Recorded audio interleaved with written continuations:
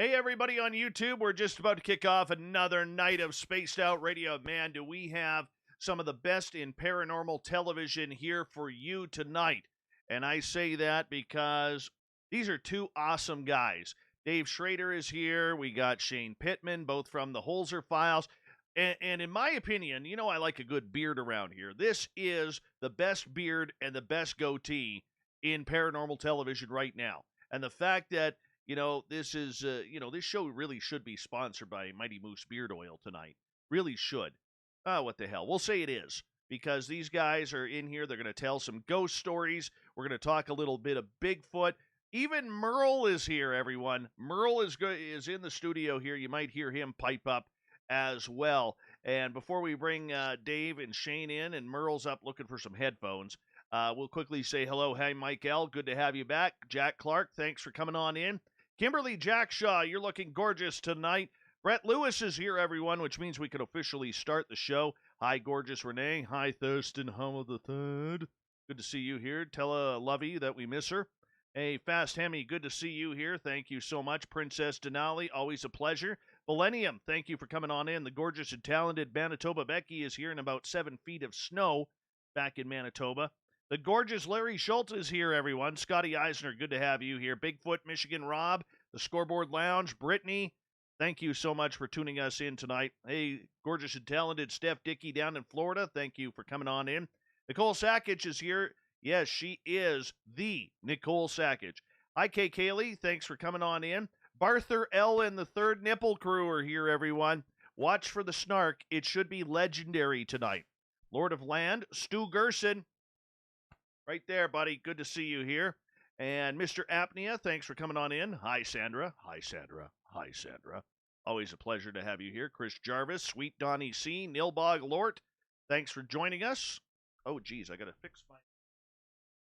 Hold on, we'll get that fixed here in a second. I forgot to turn that button on. Winnie Schrader. Winnie Schrader, everyone. Let's have a round of applause for Winnie Schrader. There she is. Boom. Bama. Good to have you here. All right. Hi, Jen A. I knew I was forgetting to do something. I forgot to put my my delay button on.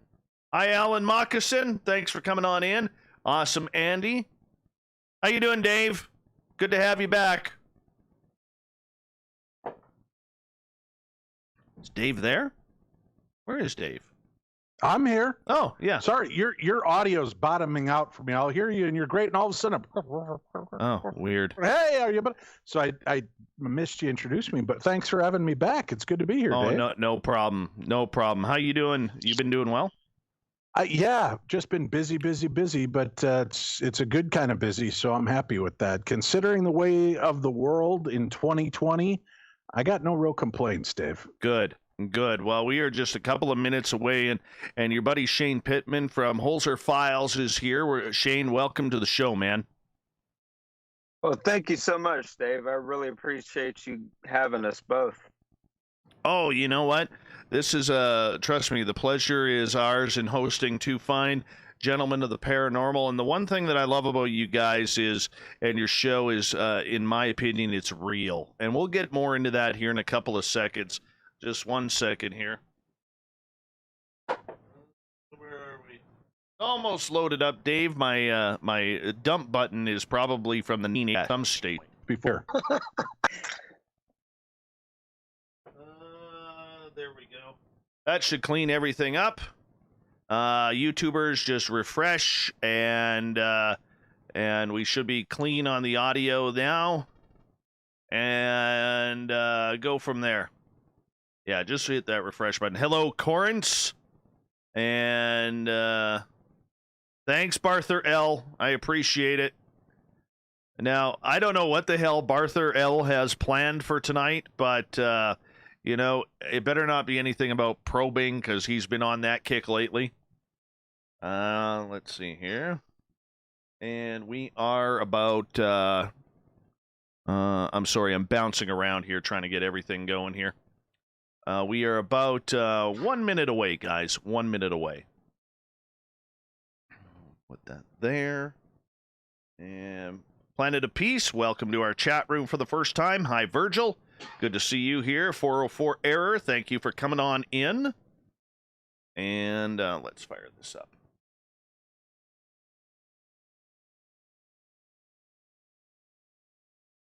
All right, gentlemen, 40 seconds until we launch here, so we'll have a good time.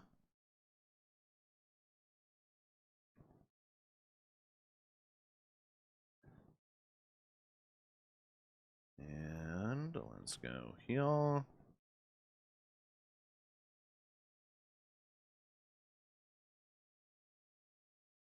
And we gotta go here.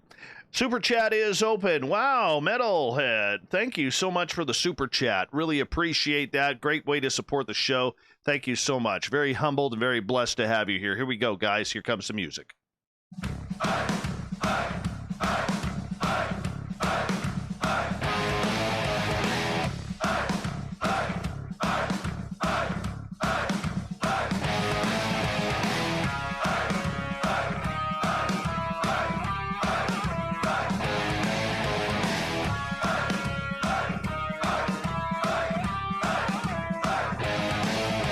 From the mountains of central British Columbia to you listening around the world, this, my friends, is Spaced Out Radio. I am your host, Dave Scott, sitting in the captain's chair of SOR headquarters. We welcome you to tonight's show on our terrestrial affiliates around North America and digitally on TalkStream Live and Revolution Radio. If you want to take a listen to our archives, they are free for you at youtube.com/Spaced Out Radio. Do me the favor, hit that subscribe button. Our website is spacedoutradio.com. We have a plethora of features for you, including rocking out to Bumblefoot and reading up on Captain Shirk's SOR Newswire. Follow us on Twitter at Spaced Out Radio and on Instagram at Spaced Out Radio Show. Tonight's show is brought to you by Chive Charities. Help make the world 10% happier by visiting Chive Charities today. You can find them on our website. When it comes oh so close to Halloween, we want some ghost stories, right? And one of the top paranormal television shows across North America right now is the Holzer Files. So I figured we'd combine the two and talk some ghosts with the great lord of the goatee in paranormal, Dave Schrader, and his teammate of the Holzer Files, Shane Pittman. Fantastic beard on him, by the way. The vast experience these two have when it comes to tracking down the spiritual phenomena is mind-blowing. These two have studied the paranormal and the technology that can hopefully help bring us closer to learning about the reality of ghosts. Their show, the Holzer Files, is unscripted and as real as it can get. That's the way they like it. The Holzer Files can be watched on the Travel Channel, and we got a special guest in studio tonight. Merle is here. Merle's hanging out for a couple of days, and we will bring him into the show as well. Then at the bottom of hour number 3, we are going to join The Shift in Vancouver. We got the SOR Newswire and the Thought of the Day. A jam-packed show tonight. Mr. Dave Schrader, always a pleasure to have you on Spaced Out Radio. How you doing, my friend? Yes, it is always a pleasure to have me on, and I'm doing good, Dave. Thanks for having us. How you been holding out through this whole pandemic, man? You know, here's the thing. I like everybody, I chip in and I gripe about 2020, but when I look at it, I found my birth father, my siblings I never knew I had. I got to film Holzer Files season 2, and even though we got stopped down for 3 months, we got back at it. I get to hang out with two of my best friends, Shane and Cindy. We get to investigate a legend's files and re-examine these cases, go to some of the most historic sites in the world and investigate claims of the paranormal. I've got healthy family, friends. My son got married. He is expecting his first baby here within the next 2 to 3 weeks. So for me, 2020 has been a blessing. It's been an opportunity to stop down a little bit and spend more time with my family. So I've really enjoyed 2020. So I really got no complaints. Well, that's awesome, man. That's awesome. And you brought a friend with you tonight in Mr. Shane Pittman. I think he has the best beard in paranormal television, personally. I mean, that thing is coiffed. I bet you he's trimming it at least 3-4 times a day in order to get that shape. But Shane, how you doing, my friend? Thank you for coming on in. Thank you so much. I really appreciate you guys having me on, and appreciate the compliments for the beard. His beard is remarkable, and what a little secret, a lot of people don't know this. Before an investigation, I scratch underneath the beard until his leg starts twitching like a puppy. Then we go in. It's our good luck charm. Hey, why are you giving away our secrets, Dave? Come on now. I don't blame you. I would too, actually. If even through Skype, I can't even see him. If you put his camera on, I'd reach to touch it. I'll be honest with you. I would. I absolutely would. Gentlemen, it is a pleasure to have you here, and we're going to get into a lot of paranormal tonight because it is Halloween season, and that's what people want to talk about. But today is a little bit of a special day because it's the 53rd anniversary of the Patterson-Gimlin film. Next to the Zapruder JFK assassination film, no movie or video has been as scrutinized as the Patterson-Gimlin film. Now, Dave, you've been doing paranormal radio a hell of a lot longer than I have, and I know you have talked about this subject ad nauseum. But with this being the anniversary, what is your thoughts of the Patterson-Gimlin film? Listen, the Patterson-Gimlin film, born the same year of my birth, so I love sharing this. Here's my thoughts. I had a chance to talk with one of the men behind capturing this footage, and I got to tell you, you would think as technology got better and we were able to do more things with that footage, the eventual breakdown of the quote-unquote hoax would happen. And Dave, I got to tell you, here we are 53 years later. They've been able to stabilize, correct the film. I think it holds up. I truly think that is footage of a bipedal hominid. I think it's a real creature, and I don't believe it was staged. I just don't. And then to hear guys like Bob Hieronymus and Philip Morris come out and claim that Bob was in the costume and Philip created the costume. And then when given the opportunity to be able to recreate the costume 40 years later with new technology, they couldn't get close to what they were able to do with what he claims was a gorilla suit that he altered and a pair of shoulder pads. And that was really kind of what he tweaked the costume with back then. And I just don't think it compares. They couldn't reproduce it 40 years later and make it look anywhere as good. It looked so cheap and schlocky when they recreated it. So I think that spoke volumes to me about their credibility trying to discredit the original footage. My big theory on it, and people laugh at me when I say this, and about an hour and a half ago, I mentioned it live on air in St. Louis for Overnight America with a good friend of this show's, Ryan Recker, and we were talking about this, and it amazes me how so many people, when it comes to the Patterson-Gimlin film, think about it in the 20th or 21st century now, when you can't think about it that way. You have to think about it in 1960s time. And this all leads to my point. In 1960s, there were still a lot of people who were very conservative. They didn't like a woman's body being exploited. They didn't like what was starting to happen in the 60s with the make love, not war type movement that was going on. And there was a lot of conservatism when it came to clothes and the way women dressed. So the fact that if this was a hoax, that both Patterson and Gimlin and whomever was there would sew a pair of giant breasts on this creature, I think is absolutely false. I don't think they would do that if it was fake. They didn't have the money to do that, and why waste the time? Well, I agree. Listen, they had money to do some things. I'm not going to throw that out. But I just, like I said, there's too much about it that as they've clarified it, stabilized it, I just think it holds up even better than you look at the original footage. It's jumpy, it's blurry, it's shaggy, and yeah, it leaves some questions. But now that they've fixed it, like you said, the costume is pretty impressive. And, a while back I had a portrait that I put up and it said, let's look at what happened in 1967. And there's a picture of Patty, the Bigfoot. Then there's a picture of what Hollywood had to offer. There was a picture from 1967 from the movie 2001: A Space Odyssey at the beginning with the monkeys out there, with the sticks in front of the obelisk. Horrible costumes. You look at Planet of the Apes. That was pretty incredible, but still movie prop-ish. You looked, every gorilla type costume was not very good, and that was Hollywood at its best for 1967. The closest thing was Davy, Mickey, Michael, and Peter to looking like real monkeys, and that wasn't even a good monkey costume. So I just don't think you can erase it. Like you said, keep it in the context of the year it was created and what was going on. It just, to me, I don't know. I think it's a standalone piece that's really kind of the gold standard for this. And you can't say that about Nessie, right?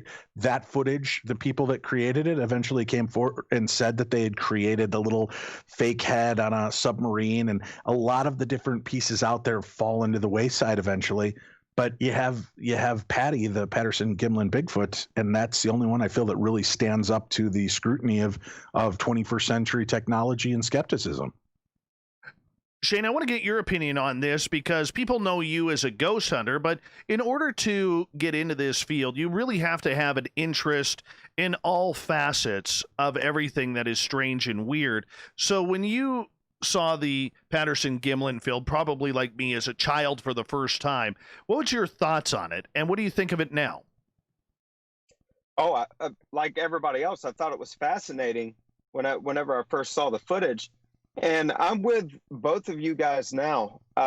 This piece of footage was so heavily scrutinized, and it even to this day is. And there's been such a conflict on either side, some for it, some against it, from everything from how the creature's chest looked, too hairy, not enough hair, to the walk, to everything else. And there has not been a definitive answer. So I'm with Dave on this one. I believe it is legitimate. I really do, because nobody has been able to concretely disprove it. Do you believe, though, that going back to 1967, that somebody would waste their time in trying to make an animal suit out of this? Well, I think there could have been some that would have tried, but to the extent, I mean, to get it to where that it would have just been like Dave was saying, there was movie props that didn't even look half as good. I really don't think that they would have gone to that extent of trouble, especially knowing that they would be heavily scrutinized. They would be talked about, and it would not all be positive press. They were going to get a lot of backlash. They were going to get a lot of flack for this. So I don't think they would go through all the trouble for that. I don't think they would think it would have been worth it. See, I think we have to address the 300-pound gorilla in the room, though, no pun intended. They went out there to try to film Bigfoot. So obviously it could be said that they would sink some money into a costume and film something because that's what they went there to do. But I don't believe that that is the case. I believe that they legitimately went out there to film something, and luck was on their side that day, and they caught that footage. There's longer footage. You can actually see the full clips that are out there online, Dave, and it's not just that 8 seconds. I think it's closer to like 40 seconds of footage, maybe even 30, 35, 40 seconds of footage in the original piece. And you see them reacting and getting off their horses and kind of trying to chase it down. So to me, it just, if you look at one piece of the puzzle, it might leave you questioning. But when you look at the whole of the picture that it creates, I feel there's something really cool there. Go ahead, Shane. I'm sorry about that. Yeah, and I've got to say one more thing.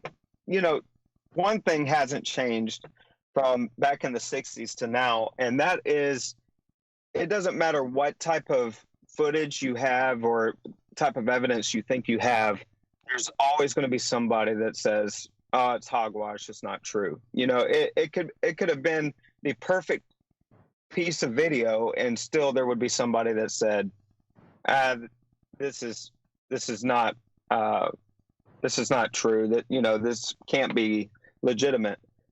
So I mean, that's one thing from then to now is I don't think it's ever going to change. There's always going to be those hardcore skeptics that say, they're going to have something to say about it no matter what. No, very true. I strongly believe that as well. And Merle, I want to bring you in here on this because I know you're not really a Bigfoot guy, but you are someone who is starting to open up to a lot of different areas other than ghost hunting. And you know, you're a hunter, you're a guy who spends a lot of time out in the field. What's your thoughts on the Patterson-Gimlin film?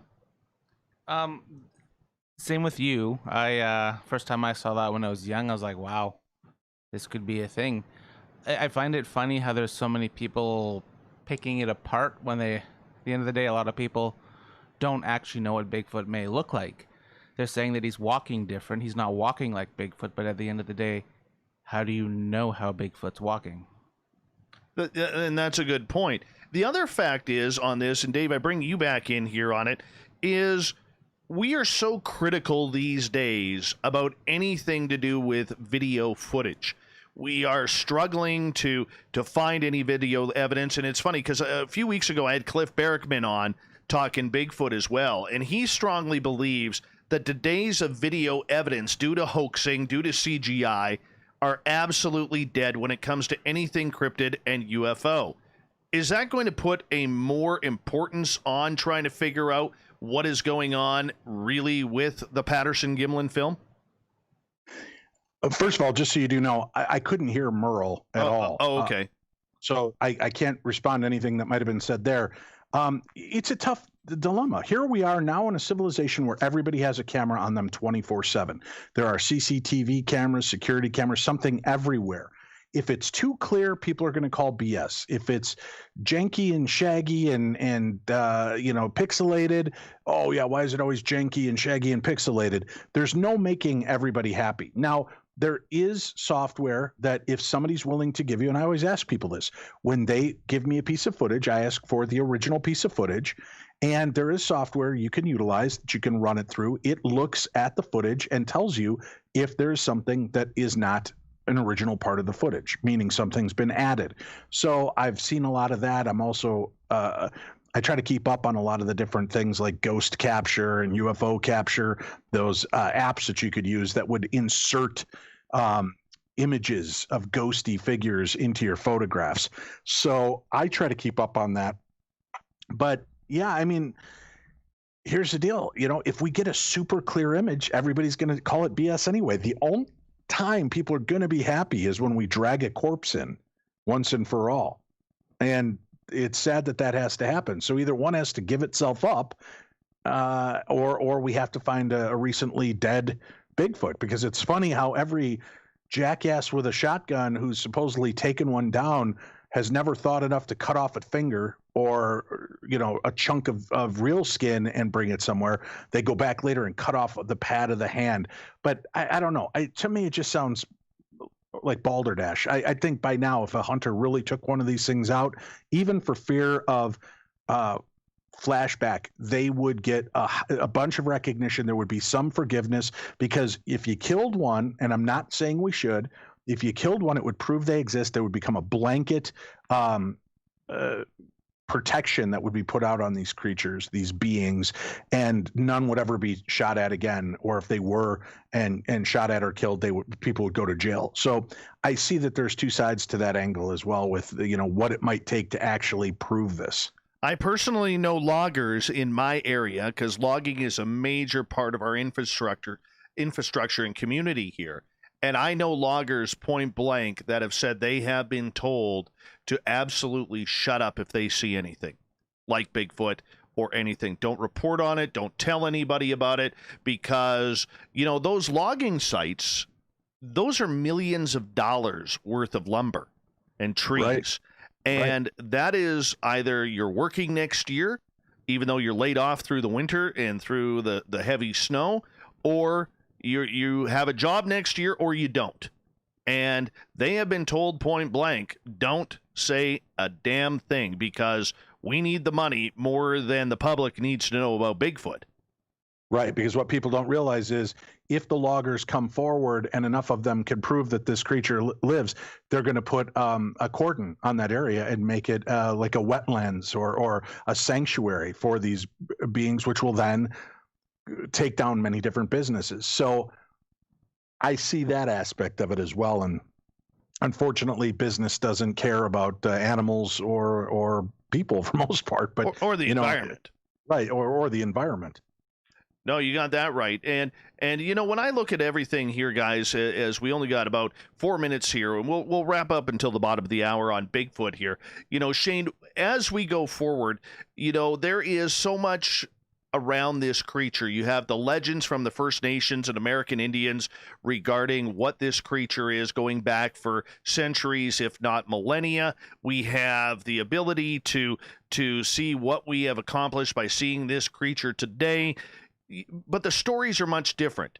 Okay, we have one side who believes that this is some sort of mystic creature that may have supernatural ability, from cloaking itself to being able to maybe walk through portals, and the other side that says this is the North American monkey. And that is a great debate within the community. How do we judge what side to even go on when we don't even know if it truly exists?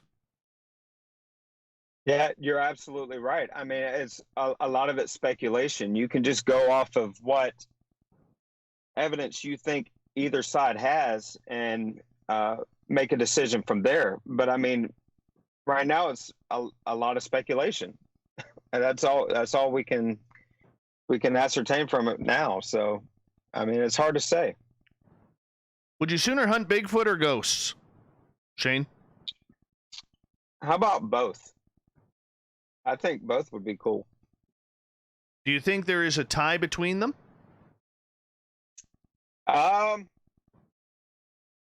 Possibly. But, you know, like I said, it's speculation. Very But true. it's possible. How about you, Dave?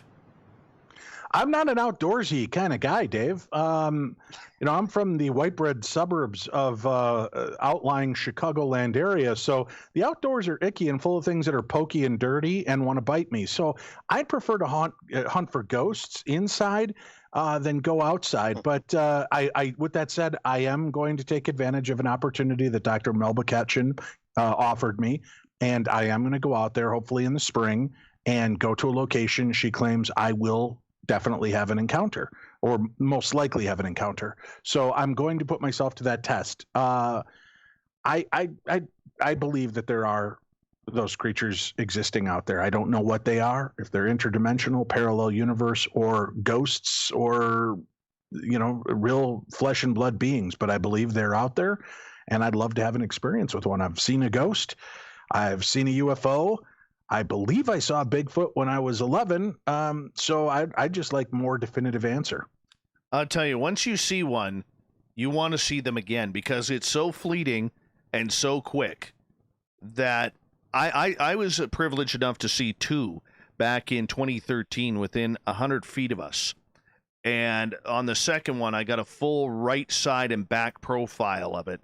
Didn't get to see the face, but I could tell from my distance it didn't have a neck. It just went straight shoulders to body.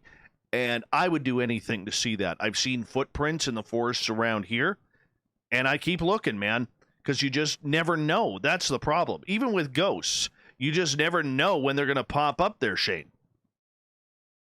Yeah, you're absolutely right. I have personally never seen a Bigfoot. That is on a bucket list. That would be awesome to actually see something like that. But you're right. You're right. I mean, it's something that can happen instantaneously, and I mean, it's just crazy. Just the mystery behind all of it is so amazing to me. I mean, this is why I love the paranormal field and doing what we do, is because we get to investigate these things, and we get to dig deeper to see what's going on and try to find out the truth. Gentlemen, I'm going to get you to hold on right there, because we are going to go to break here at the bottom of the hour. And when we come back, we're going to get into some paranormal stories. From the Holzer Files, we have Dave Schrader. We have Shane Pittman. And somewhere in studio hiding with the garden gnomes, we have Merle. He's here. Everyone, stay tuned. More Spaced Out Radio coming up right after this.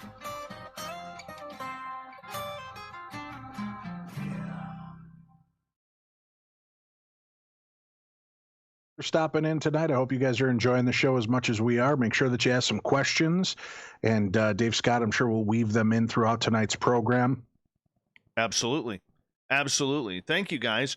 Merle, we couldn't. They couldn't hear you on, or Dave couldn't hear what you were saying. So we have a little bit of a tech issue that we'll have to improve on before tomorrow night's show. Yeah, I couldn't hear him either. Yeah. Well, that's okay. I think Merle's half mute, anyways. Which half? Yeah, I haven't figured that out yet, but no, he is one of my best friends in this field, and one heck of a ghost hunter. He's doing this tour right now down near Vancouver at this old hotel called the Pink Palace, and it's a condemned building that they're going to be tearing down in about 4 months, maybe 5 months. And this thing is haunted as hell. Like all the old Vancouver gangsters back in the day who had ties from like the mafia going back to like the Al Capone days used to hang out at this hotel. And it's very close to the Canada-U.S. border, and he's been doing tours there. And he says pretty cool stuff. It's just too bad that they're going to be shutting this building down here pretty quick. Yeah, it's always a shame when we lose these type of buildings and opportunities. But, you know, in some cases, it's probably a good idea. If these are older buildings, do they have asbestos, lead paint, mold issues? People shouldn't be wandering around in those anyway. You know, that's what I'm afraid is going to hit me in my older years, that wandering around in all of these places, huffing asbestos and mold is going to take its toll on Shane and I. Well, one of these days, you guys have to come up here. You know, like, honestly, Mike and I talk about this. We've talked to David Weatherly and the like about this. And, you know, up north here where we are, where a lot of, like, I live right on the Gold Rush Trail. And literally there are hundreds of places along the Gold Rush Trail that have never, ever been investigated. Ever. And that goes straight to Alaska. It's amazing. It seems like a lot of walking, Dave. A lot of walking. Oh, trust me. Up a golf cart? No, Dave. I've already secured our side-by-side ATVs for us. So that either that or you're strapping me to your back like Baby Yoda, and you'll just run me through the woods. Oh, what the hell? If we got to do it, we got to do it, right? Shane, I keep threatening Shane with that when we keep doing the series. If it goes 10 seasons, I'll be in my 60s. I said he's going to have to start carrying me around like Luke Skywalker and Yoda. That's awesome. That is awesome. I'm Molotov. How are you? Gorgeous Teresa, thanks for coming on in. We've got about 2.5 minutes here, guys. Jarhead, thank you so much for the amazing super chat, man. I really do appreciate the support and love there, brother. I thank you. Let's see here. Human Carl is here. And what's that, Mike? I got it cranked here, dude. That's what I was trying to tell you earlier. I got that cranked. We're trying to find another headphone jack here, and it's not working. So, no, they can't hear you either. No, we're going to have to do some modifications for tomorrow night's show. Modifications, man. Don't you love tech issues during the radio show, Dave? I do. That's why we've taken a pre-recording. Mm-hmm. A cat chaser is asking, Dave, why all black tonight? Because it makes my hair look silver, not white. Plain and simple. Hey, the Ukrainian watermelon is in the chat room. Much love to you, my friend. Much love to you. All right. Yeah, I can't wait for this border to open up. I am getting so sick of just feeling stuck, man. I need a good trip to the south. That's for sure. I miss all of going to the United States. I really do. That makes one of us. Hey, you guys can't come up either, so, you know. Yeah. Don't threaten me. Are you trying to challenge me? Scott, I'll get into Canada. You get here. You get here. Bart L will take me on the Trail of Tears into Canada. Well, you know what? With Barther L there, you got to be careful with him because you never know which side of the fence he's going to be pushing you over. He may say you're coming into Canada, but you jump the fence and you're like in New York or Maine or someplace like that. Yeah, he'll have me climb in a barrel and then shove me over the falls, won't he? Truth. All right, guys, we got 5 seconds. Don't forget to give us a thumbs up if you're new here and enjoying what we do. Hit that subscribe button.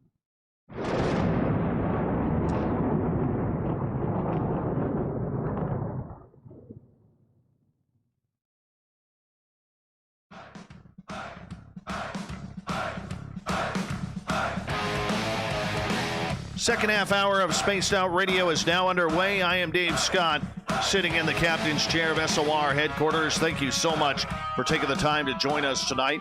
Want to remind you that if you missed portions of this show or others, check out our free archives by going to youtube.com/Spaced Out Radio. Do me the favor, hit that subscribe button. Our website is spacedoutradio.com. We got a plethora of features for you, including rocking out to Bumblefoot and reading up on Captain Shirk's SOR Newswire. Follow us on Twitter at Spaced Out Radio and on Instagram at Spaced Out Radio Show.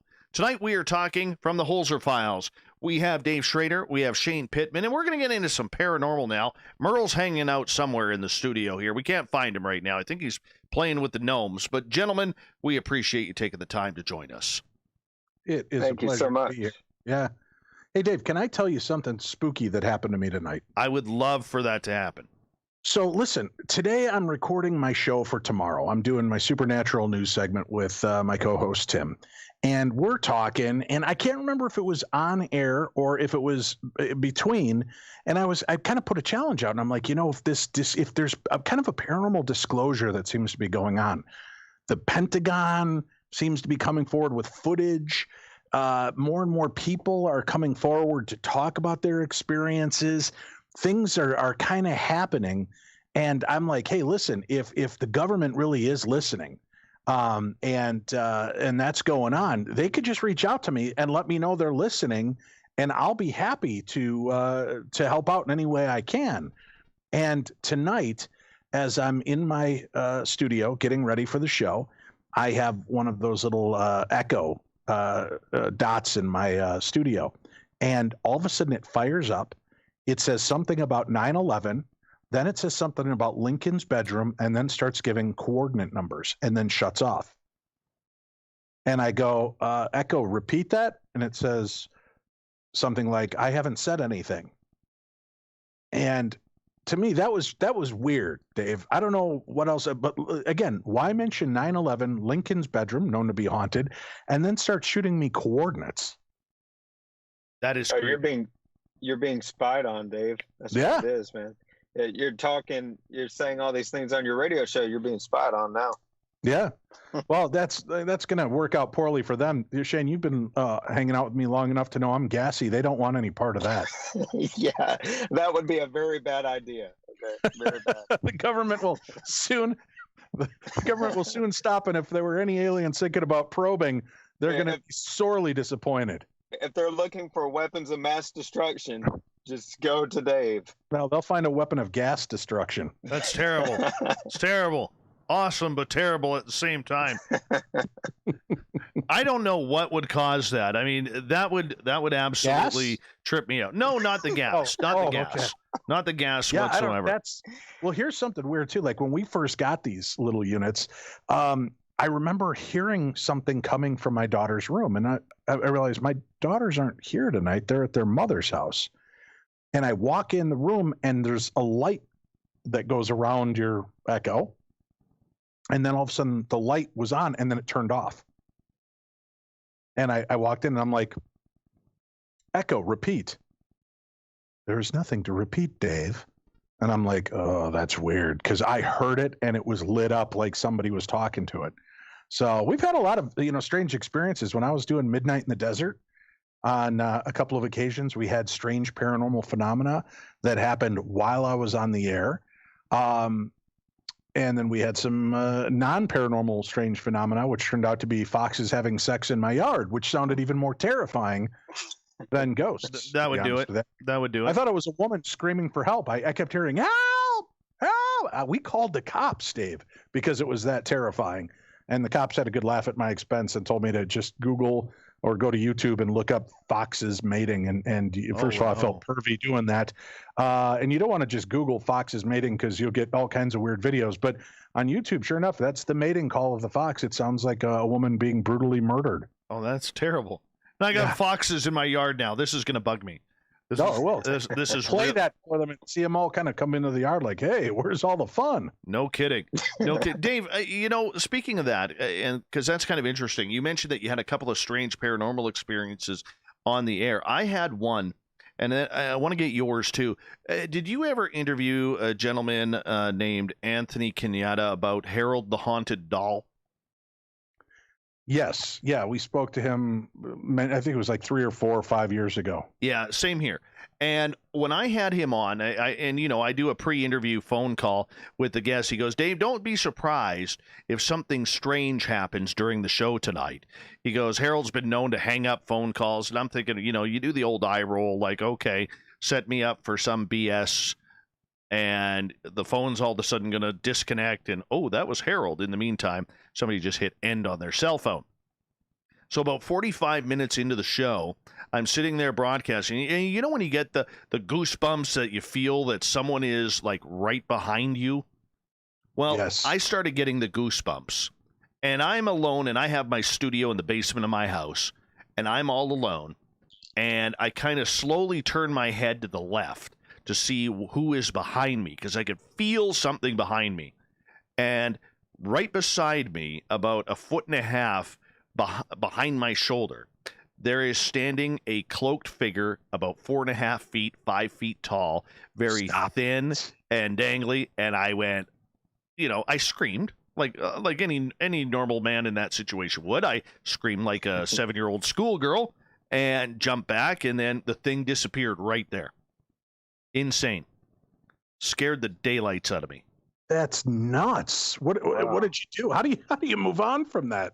Well, the only thing you can do is continue with the show. I immediately put my microphone back on, and in my calmest voice, in the meantime, I'm crapping myself behind the scenes. In my calmest voice, Anthony, I just want to let you know that I think that Harold made a presence here, and I'm trying to sound like Walter Cronkite as I'm talking, and I told him what happened. He's like, I told you he would come. I told you he would screw up the show somehow. But yeah, I was nervous all night. It just felt weird, odd, strange stuff going on. Well, we were talking, and I can't remember the guest's name. Bart probably knows better than I do.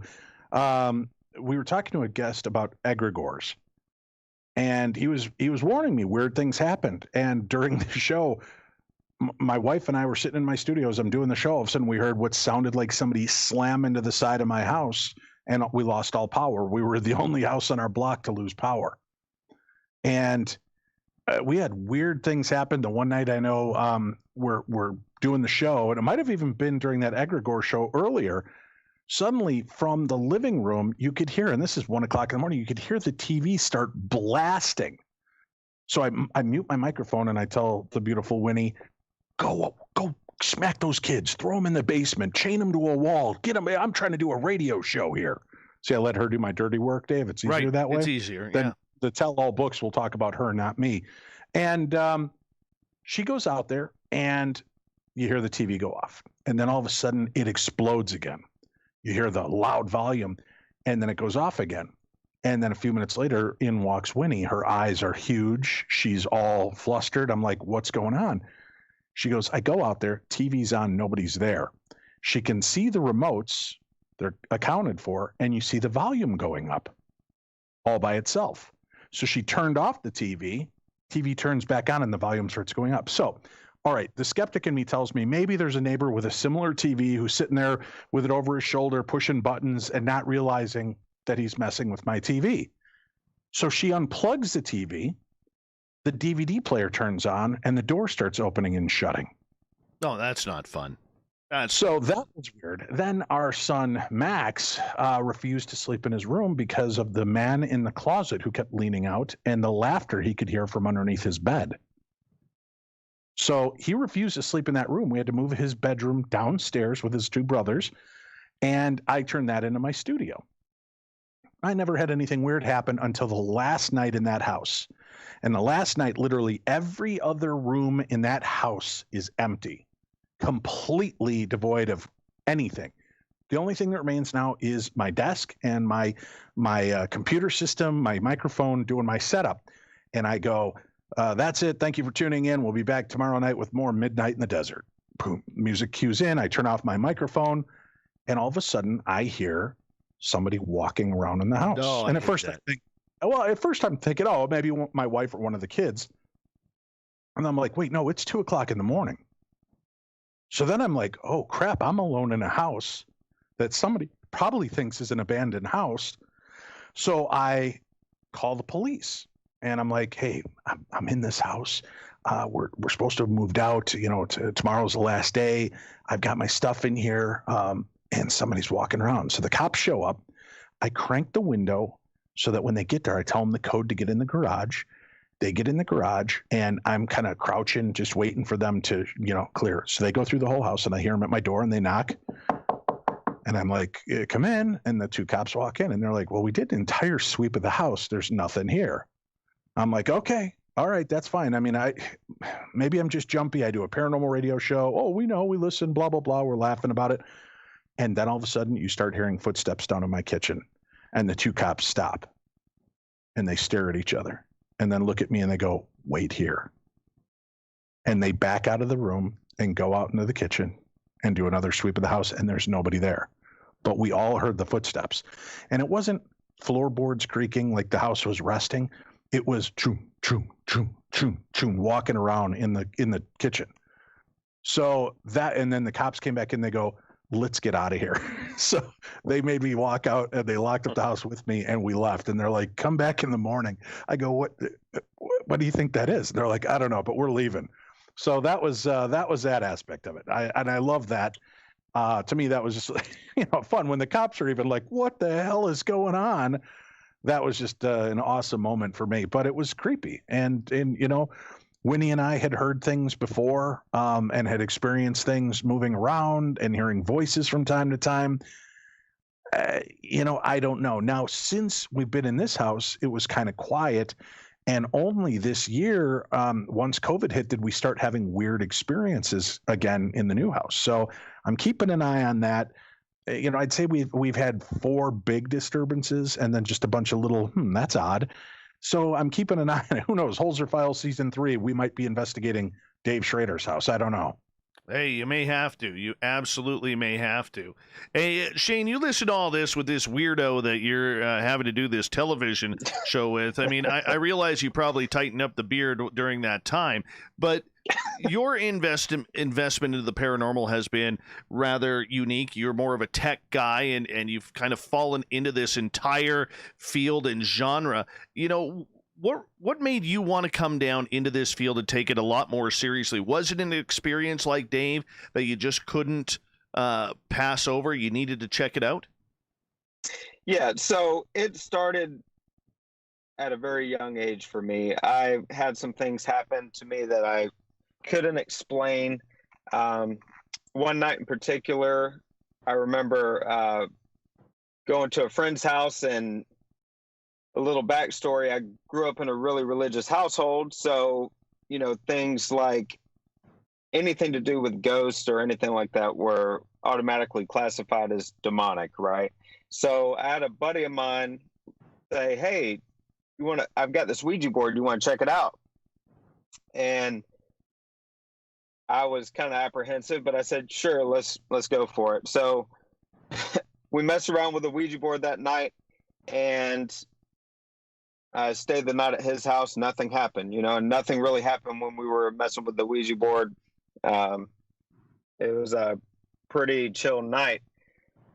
Well, the next night I'm back home, and I'm laying in my room, and my closet door is open a little bit. And it's one of those, we had one of those rooms with the carpet's kind of, it's higher up. So, if a door, you try to close the door. It is kind of rough to do because the bottom of the door is scraping against the carpet.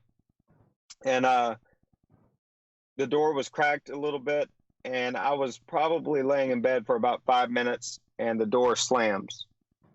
And I had siblings, so I thought, you know, they were playing a trick on me. So I opened the door. Nobody's in there. Thought it was kind of weird.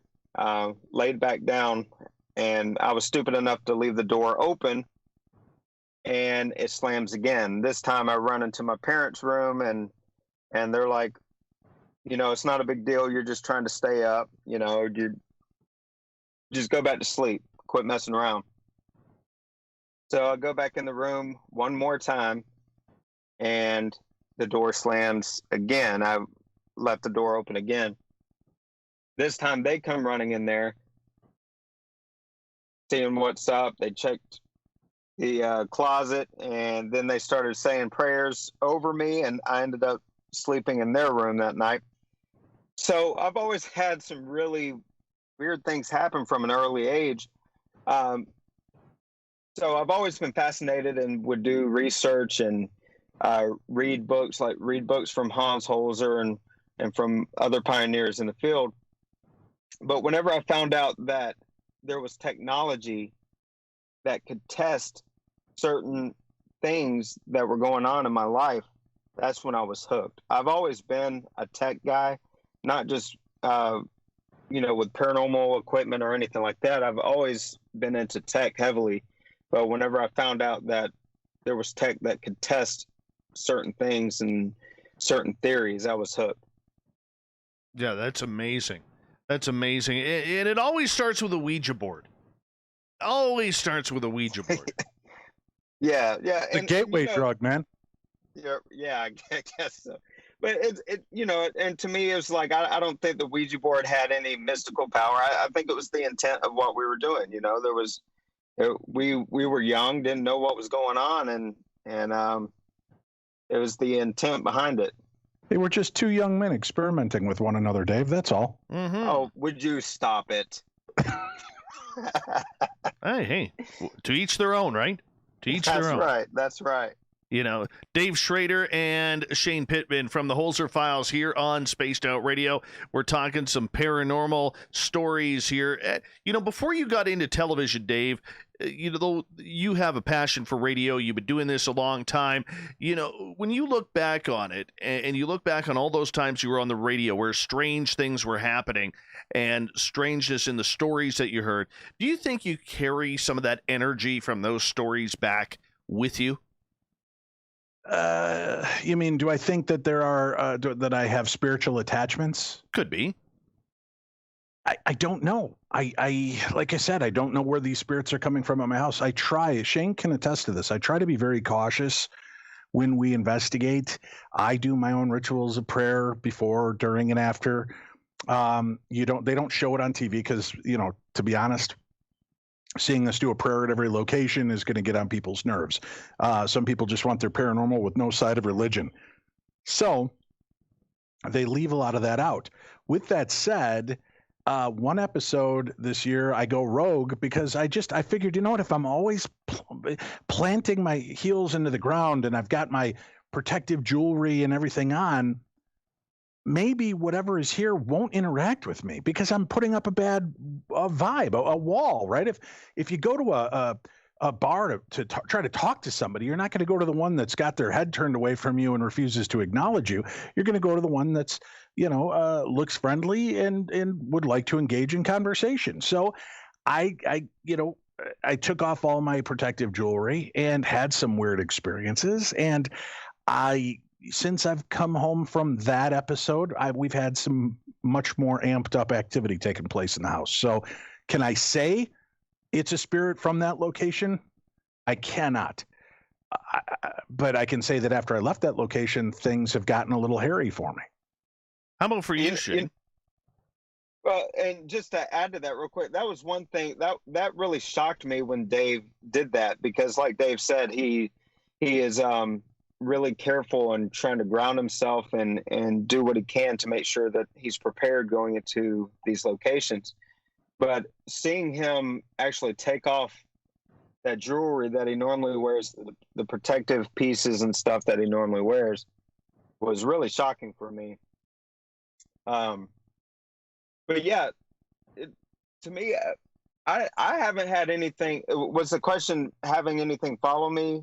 Yeah, have you had anything follow locations? you over the years? I mean, you've been to so many locations, you've heard so many paranormal stories over the years. Well, as far as I know, no. I had some strange things happen in my household at times. Yes. One strange thing that happened this past season that's never happened before is I'd be doing some cases. I'd be on the road, and my wife would be having dreams that would directly correlate with the case that I was on. And here's the thing about that. I do not talk about the case with my family or anybody really, because I want to try to keep it separate. And so I don't really say much to my family whenever I'm on these cases. For one, my wife, she's really, we have children, and she's really protective of them, and she wants to make sure that, anything that's said to them or anything like that, it doesn't freak them out. It doesn't scare them. They have dreams, all of this stuff. But she was having dreams, and she was like, "Shane, did such and such happen? Were you in a particular place?" And she would describe the room almost to a T of like whenever I was doing a solo experiment in particular places, she would say that she had a dream and would tell me exactly what was going on, that she would have a dream that something happened to me, and it was actually happening at that time the time frame she was having the dream. So that is something that's never happened before. It's really strange. I don't believe I brought anything home, but maybe there's a connection. There's something there, because that has never happened. I've been married a long time now. That has never happened to the extent that it happened this season. That is incredible. That is incredible. Probably the freakiest thing that's ever happened in my household, guys, is I was sitting, and it was a Sunday evening. It was just my boy and I at home, and we're sitting on the island at my kitchen, and he's right on the end. I'm right to his right. We're just kind of chatting away about, getting ready for school tomorrow and all the good stuff that you do. And he was about, 5 years old at this time. And all of a sudden, we see these two light bars. They almost look like captain's bars from the military. And they were probably 1.5 feet long by a couple of 3-4 inches wide. And they come floating from my dining room right through the kitchen, and then right out the window behind the kitchen sink. And I see my son looking at them, and I said to him, I said, "Did you see that, buddy?" And he goes, "Yeah." He goes, "Daddy, what were those?" I'm like, "I have no idea." And then 2-3 minutes later, he goes back eating his cereal like nothing is going on. 2-3 minutes later, he all of a sudden starts bawling his eyes out profusely, couldn't stop crying. I'm like, "Bud, what's the matter? What's going on?" And he looks me deadpan in the eye at 5 years old. He goes, "I don't want you to die. You're going to die soon." Oh, Jesus. Oh, man. Yeah. And I tell you, I wrapped myself in bubble wrap for about 3 weeks, man. I was so scared that he was doing this. I'm like, "Daddy's not going to die. Daddy's got lots of life left." He goes, "No, you're going to die soon, and I don't want you to die," and all this. Well, just for the record, so you guys know, and the audience knows, I didn't die. I did not die. No. What? No, I know. It's hard to believe. Breaking news. Hard to believe, all right? But I did not die. I thought this was the best EVP session of our life, Shane. No, that's what I was thinking. Well, it happened. I survived. But I'll tell you, I've never been more scared from something my child has said to me in my life. Dave Schrader, Shane Pittman, the Holzer Files. As we continue on with Spaced Out Radio in hour number 2, we're going to continue with the paranormal questions, learn what it's like to be on television hunting ghosts, and so much more. We got a lot of great show coming at you in hour 2 of the Mighty SOR.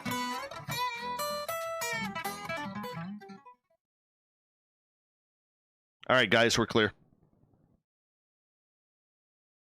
Are there any quick questions from the chat room you'd like us to answer right now during the break? Feel free to ask Dave or Shane a question, and we'll try to get a quick one out there. That's good hosting. How much of a break do we have? We got 6 minutes. I'm just going to jump out here for a couple minutes. You guys chat away with the YouTube audience. I'll be right back.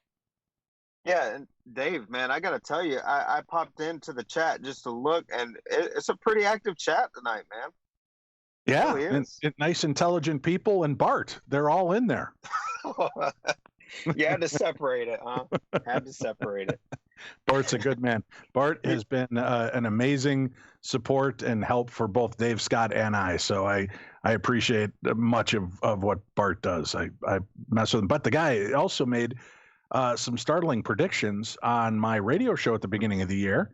And I think, Bart, you'll correct me, 2 or 3 have come true. One was the death of Eddie Van Halen in 2020. And I can't recall the other 1 or 2. So I'm sure Bart will correct me and tell me in the YouTube chat what the other one was. He predicted that? Seriously? Yeah, he really did. And he even put the clips up on Twitter of the ones that he had correct. So again, we're kind of watching your guys' chat. If you have any questions for Shane or I, or wondering why we're here and Dave Scott isn't, feel free to chime in. Yeah, I got to introduce. Kingdom of Bart, real quick. He said that Jimmy Church would no longer be on Coast to Coast. He was right about that as well. Jimmy Church left Coast to Coast. Yeah.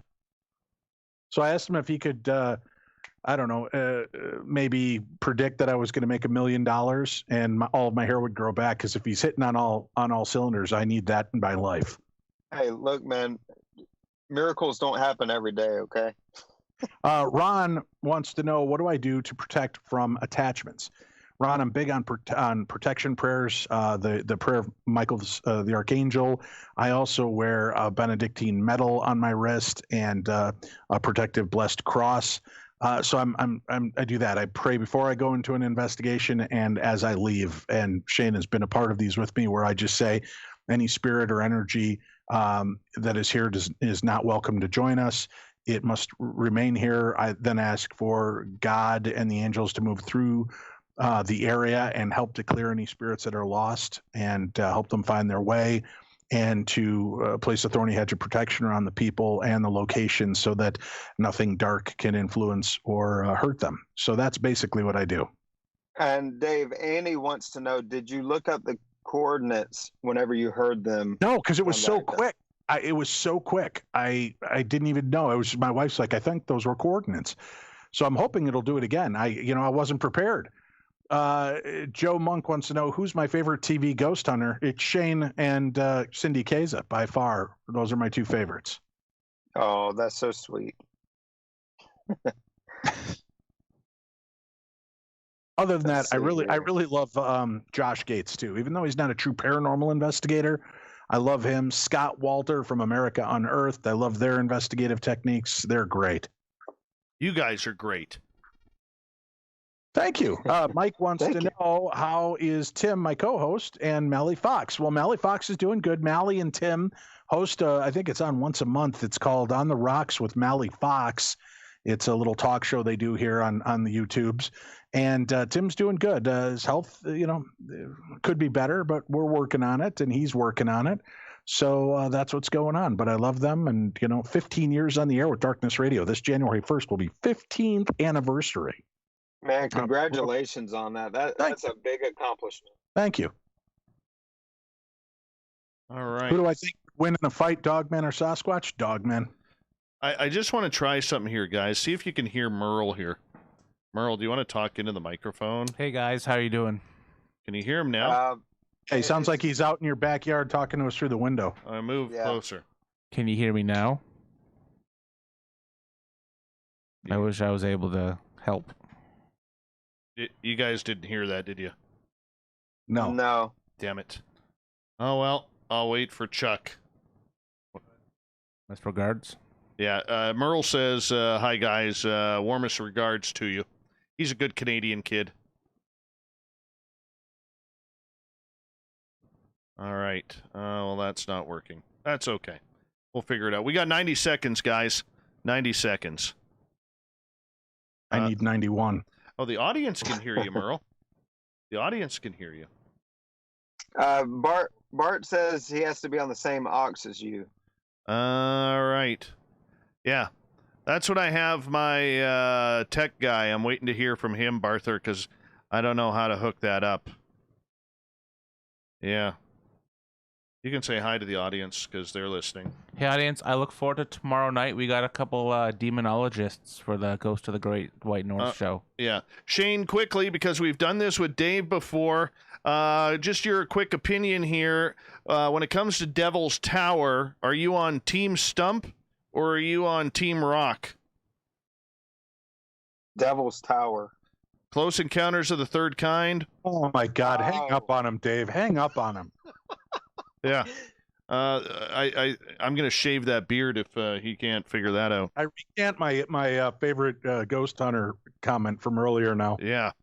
Yeah, we'll skip that one. Okay, Shane, a real tough one here for you. All right, quickly, because we only have 20 seconds. What's your thoughts of eating breakfast foods for dinner, like eggs and sausage and pancakes for dinner? Oh, that's a Southern tradition. Oh. Yeah, we're going to have to hang up here. Hold on, guys. We got 5 seconds. Thank you to everybody in the Super Chat. Thank you for supporting what we do. Here we go. You're listening to Spaced Out Radio with Dave Scott. Follow Dave on Twitter at Spaced Out Radio and on Facebook, Spaced Out Radio Show. Hour number 2 of Spaced Out Radio is now underway. I'm Dave Scott, sitting in the captain's chair of SOR headquarters. Thank you so much for taking the time to spend with us. We welcome back everyone listening in on our terrestrial affiliates around North America and digitally on TalkStream Live and Revolution Radio. Remember, you can check out all of our archives for free by going to youtube.com/Spaced Out Radio. Do me the favor, hit that subscribe button. The Desert Clam has set the password for tonight in the SOR Space Travelers Club. Danocaginous. Danocaginous is your password. Use it wisely, space travelers, as the Clam sets a password each and every night right here on Spaced Out Radio. Our website is spacedoutradio.com. We have a plethora of features for you, including rocking out to Bumblefoot and reading up on Captain Shirk's SOR Newswire. Follow us on Twitter at Spaced Out Radio and on Instagram at Spaced Out Radio Show. Tonight we are talking about paranormal all night long. From the television show The Holzer Files on Travel Channel, we have Dave Schrader, we have Shane Pittman, the best goatee and the best beard in paranormal. And here we go, guys. Thank you so much for joining us tonight. Great to be here, Dave. Thanks for having us. Thank you. All right, let's talk about the Holzer Files, because there may be people out there, believe it or not, who have not viewed this show. And Dave, you made a comment to me the last time you were on the air that I thought was actually quite impressive. And that's the fact that when you signed on to do the show, you wanted it real. You know that, you know, with television, there's always producers, there's always directors who want to say, you know what, only if this would happen, can we make that happen? But you were like, no, I want this to be as authentic as possible. And for our audience, tell us how hard that is in television, because there are so many people wanting to pull the strings, because everything is on a timeline when it comes to TV. Actually, here's something pretty exciting. When they say stuff to us, and it's never, hey guys, can we fake this or can we make this happen? What they say is, you know, this is the story we're uncovering. This is what's going on. What would be the best way that we could convey this on camera? What experiments could we do? What things can we try to make this haunting come to life? And that's what inspires Shane and I with some of the experiments and things we try and different equipment that we bring in. And that's, you know, they inspire us to be creative, to be thought-provoking, to, you know, stimulate a situation, whether it's trying to bask it with high levels of EMF or or static charge or something that may empower the spirits to be seen or heard. So that's what they do. But our production company is great. When we signed on, and Shane and I were particular about it, we're like, listen, we're not faking anything. And if we notice you're faking it, we're out of here. And they're like, nope, we don't want that. Bring your A game, boys. And Shane and I both sat down with producers. We said, when we do the investigation, we want to go through the evidence, the two of us. And they're like, great, we'll get it for you and deliver it in the morning. We're like, nope, we're taking it back with us. So literally at the end of the investigation, we pack up. Shane takes all of the digital, the audio, photographs, and video back to his room and spends the next day combing through every inch of it. And sometimes I'll pop in and help for a while to see if we can, if we've got a lot of stuff to cover. And we try to uncover it. And, we'll call each other and, hey, do you hear anything here? No. We keep each other on task as well. Sometimes production will hear something in the audio that we might have missed, but it's not like they're getting a different audio. They're listening to the same audio we have. So I can't speak for other production companies. I've been on Ghost Adventures, and yeah, they're zany, goofy, funny guys. I think they take it very seriously when they do the investigation. I don't always agree with what they believe is paranormal activity, and that's not slamming them in any way, shape, or form. Everybody perceives the paranormal in different ways. But I believe that what they're presenting is what they believe to be paranormal. And I can tell you on every episode I've ever been a part of, which I think is 7 or 8 episodes, plus their 2 live episodes, I've never seen them fake anything. Everything that you see unfold on the show is exactly how it went down when we were there filming.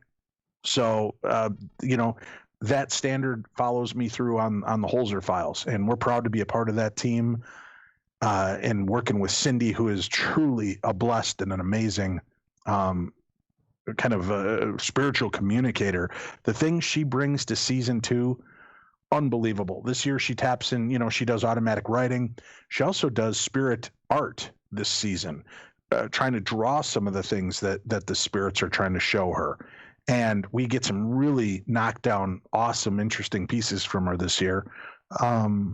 So, they've been production's been very good about enabling us to be creative and think outside the box. And with that said, I'll mention, since you brought up Ouija board earlier, I had an idea for a Ouija board, and everybody's reluctant, everybody's nervous about doing something with Ouija board on TV, especially.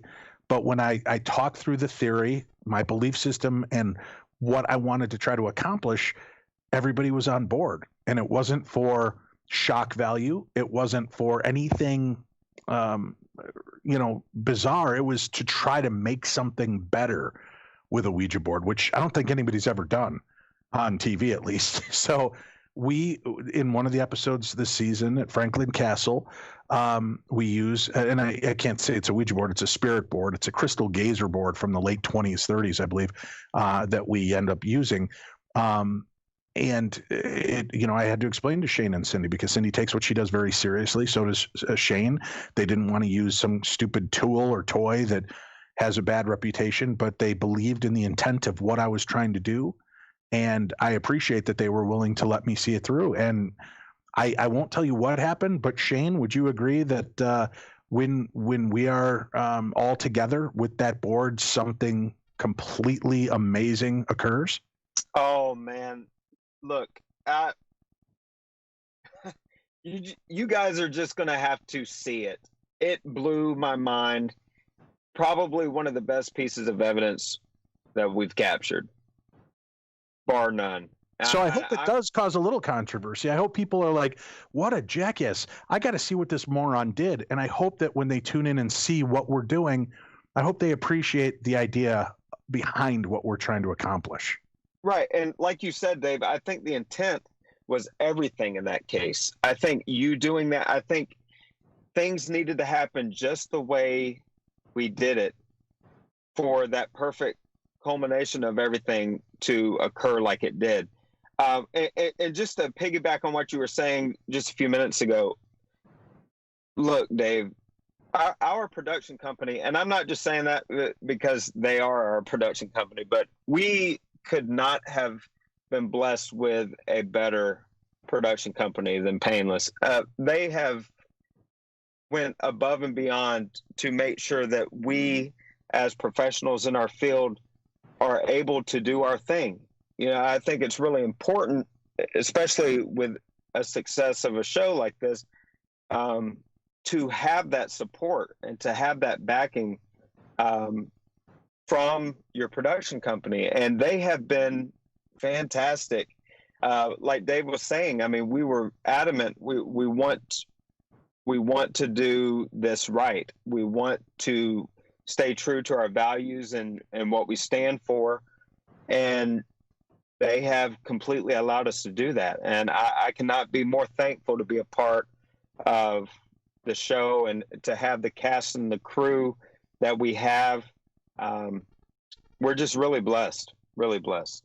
Shane, I want to ask you, because you're more the tech guy in a lot of this, and for people who are maybe, I don't know, a little bit thinking more on the technical side of using any type of machinery or computers to try and solve these paranormal mysteries, there's also the side too that believes that it's all there's a lot to do with intuition and intuitive, and you guys work with intuitives on the Holzer Files. But do you believe that we are getting closer with the technology to get more real-time communication to see what the other side is all about, to prove its existence to the non-believers? Oh, I absolutely do. Absolutely.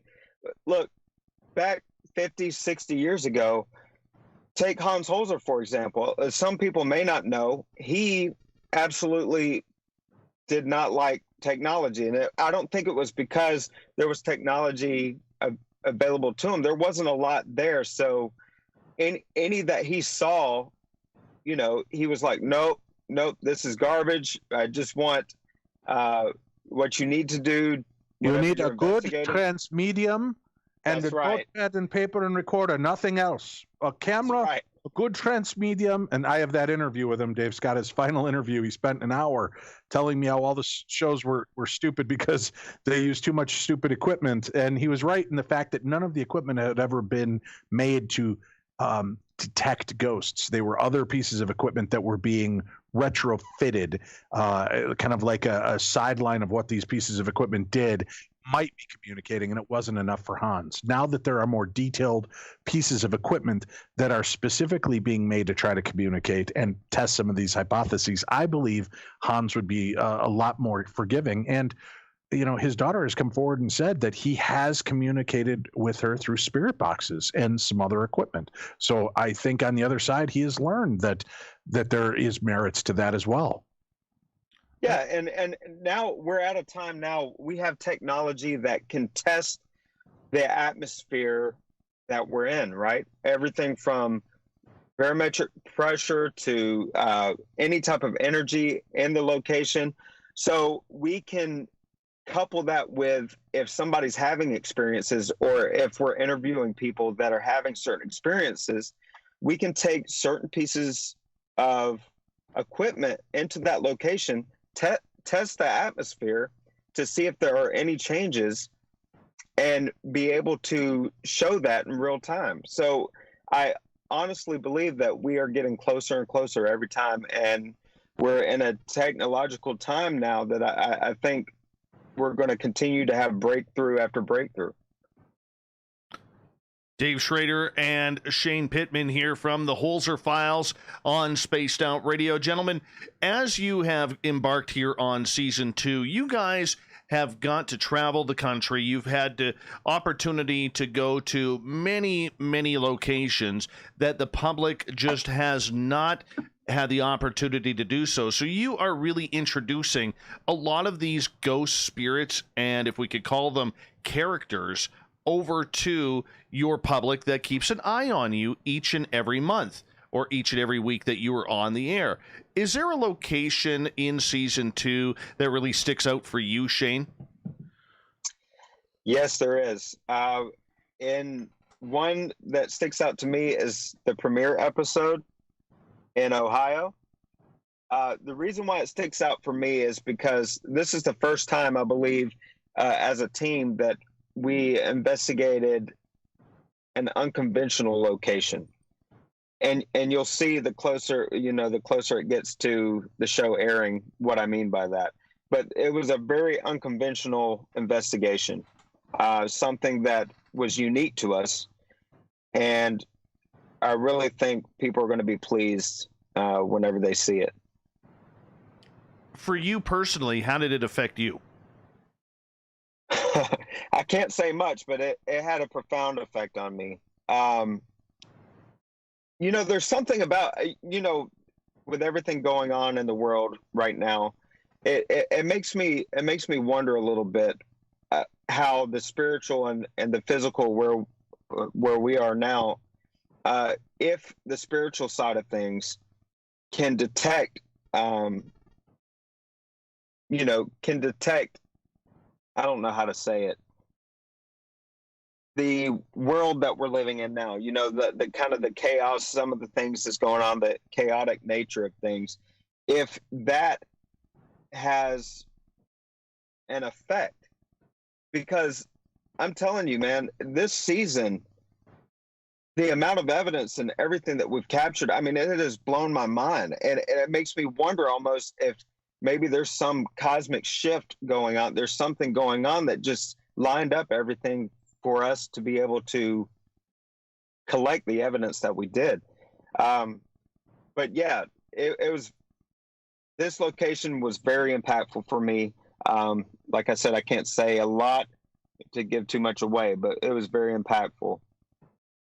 Dave, even going back to season 1, how about for you? Have you been able to kind of have a location that you were just amazed by, that just really stuck out for you? Well, Dave, first and foremost, I love history. I love that we've been able to visit some remarkable places. Morris-Jumel Mansion in season 1. George Washington used it as a stronghold during the war. We stood in his war room. Aaron Burr slept in that house, lived in that house. Hamilton, Franklin, you name it, they walked through those doors and they had been in that home. And you have a very strong female presence that's still there. It's one of the best documented hauntings in history, with the fact that you had it was a school group, I believe, with their parents and some teachers waiting outside the Morris-Jumel Mansion in the, I think it was late 60s, early 70s. And the kids were being rambunctious kids. Before it opened, the doors upstairs opened, and this woman in a period gown came floating out and told everybody to hush. You're being too loud. Really? Then went back in the house. And a few minutes later, the docent showed up, and she went to let everybody in, and the embarrassed teachers and adults apologized, and we're sorry for the ruckus. We didn't mean to, irritate the employee inside. And she said, there's no employee inside. She goes, well, no, whoever, the docent or tour guide is dressed in that gown. And she's like, no, I'm the first one here. And they all explained that there was a huge grouping of people that witnessed this. And it was enough that the people that ran the historical society there, and I can't remember, they're not the Daughters of the Pioneers. I can't remember the name of the group, but it was something where they were entrenched in the history and did not like to talk about the paranormal. It was enough that freaked them out to call in Hans Holzer to investigate that case. So we got to go there and be in that history. This year we get to visit the conference house where Benjamin Franklin tried to negotiate peace during the war and took a stand for our country. And that's only 2 hours of its entire history. That's what it's known for, but there's so much more underlying that story. The history that came before it is fascinating, and it hasn't been told right. And hopefully we were able to put that story right. So there are stories like that. Surratt Tavern, where an injured John Wilkes Booth rode to, where there were some sympathizers waiting to aid him in his escape after assassinating President Lincoln. We got to be a part of this, Dave. We're infused in the history of these locations in a sense, because we went there to investigate. And there are a few cases Dr. Holzer could not get access to that we get a chance to investigate. One he went to was a private residence that had all this activity, and the woman that owned it was very religious and politely declined his offer. But activity has continued, and the family wanted answers. So they allowed the Holzer Files to come in and complete the case that got away from Holzer. Gee whiz. So there are some great cases like that we get to interweave. And again, you start hearing who was there. I mean, Benedict Arnold rode into this house on a horse and hacked at the railing. His sword blade hacks are still in the railing of this house. That tells you where you were, what was going on, the history, and we get to be there. So I am so thankful for all of it, that we get to explore those aspects. And to say pick one, it's hard. It's like my kids, each day there's something about them that's a highlight that makes me want to say this is my favorite. But then I look back and I'm like, but damn, that was so good. And this season was filled with it. And something I think Shane might have been alluding to is, I call it the hungry spirit syndrome. You realize that halfway through our season, not even halfway, we only got into episode 5, and then we got shut down because of the coronavirus. And we were off for 3 months, and the world shut down. And many of these haunted locations that were so used to having life and activity within their walls ceased. And I believe the spirits were hungry. I think they were looking for energy, attention, and to be recognized again. And some that had long been forgotten were coming back to the surface. And we have some really remarkable stories to tell this year. And I think, and I hate bragging on it because it sounds so horrible, but I believe that this season we have captured some of the best evidence you will ever see ever in a paranormal show. Shane, when it comes to technology and the toys that you get to experiment with and play with to try and get any type of communication, which way should we be looking with this? Because there's a lot of ghost hunters out there who are always looking for some sort of equipment, some sort of heads up that's not going to cost them an arm and a leg, because let's face it, there's a lot of people the majority of people who are doing this, to be absolutely blunt, don't have the money or the budget to go spend thousands upon thousands of dollars in order to do this. So for you, when you get to play with these different toys as experiments, what can you pass on to those who are going out on the weekend to a haunted location, and the advice that you could give them? Well, the first thing I would say, one thing that I think every person that's interested in the paranormal, what they should have, especially if they're going to investigate, is a good old-fashioned digital recorder. That's, to this day, one of my favorite pieces of equipment, because I've caught a lot of EVP that has set me on a course to different things, especially in my personal life and apart from the show, doing my investigating on my own, digital recorder was always important. Also, there's good EMF detectors out there that are affordable, that's not too expensive, that you can test the atmosphere with. Make sure that whenever you're going into a location that there's not high EMF levels, because that can affect how a person feels, and it could give you an explanation for why a person is seeing certain things, or if they're feeling a certain way. It may not be paranormal at all. Could just be the environment and what's going on in that regard. So that's the advice I would give them. I would say to get a good digital recorder, and, go on Hans Holzer's route too. I mean, take a notepad, take notes, go in, check your surroundings, take notes of your surroundings, and go from there. So that's kind of the bare bones advice I would give people. No, I think that's absolutely awesome. As we got about 20 seconds here to go at the bottom of the hour here, we have from the Holzer Files, Dave Schrader. We have Shane Pittman. Let's get into some spooky stories next. I mean, it is Halloween, so I want to know what these guys' scariest stories for Halloween are, because, hey, 'tis the season to be spooky. Am I correct? Am I correct on this? I think I am. I think I am. You are listening to Spaced Out Radio as we continue on our paranormal tour around the United States with the Holzer Files, Dave Schrader, and Shane Pittman. We'll be back right after this.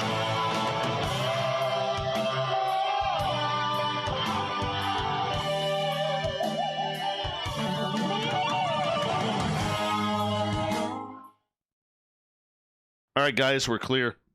Gonna do another test here because I've been trying to work with my audio guy while the show is going on.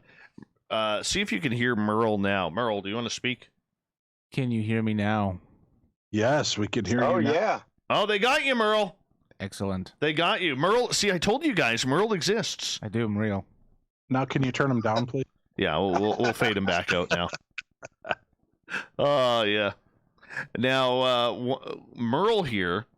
Believe it or not, did you ever interview David Weatherly on and Ross Allison on their Haunted Dolls book? Yeah. Well, I talked to David Weatherly. I did not talk to Ross, I don't believe. Okay, so one of the dolls in that book, his name is Mandy. And she actually is in a museum about 2 hours north of where I am. Okay. And a couple of years ago, Mandy almost killed Merle. Really, Merle? Yeah, so in 2015, a team and I were going to do an overnight investigation of Mandy the Haunted Doll, along with other haunted objects inside the Quinnell Museum. And a lot of the folklore around Mandy is that she can put you in a little bit of a trance. She can open the door to the little glass case she's in. People hear her walking around the museum at night. So one of our investigators, he was just staring at the doll for, over 20 minutes. And we were trying to snap him out of his little trance. But then when he snapped out, he got violent to us and then ran outside and got sick everywhere. And then I'm like, before going into Mandy the doll, I was a little bit skeptic of a doll having such powers because I thought it may be a little weird for a doll to do that. I kind of like controlling my surroundings. But all of a sudden, you want me to check the headphones? Yeah. Keep saying your story. You can walk and chew gum at the same time. I can't do both. Anyhow, so before we started our investigation, I'm like, guys, got to go outside, get a drink, a snack, and then I'll be ready. And I go outside to my truck. I go and see, can't do both.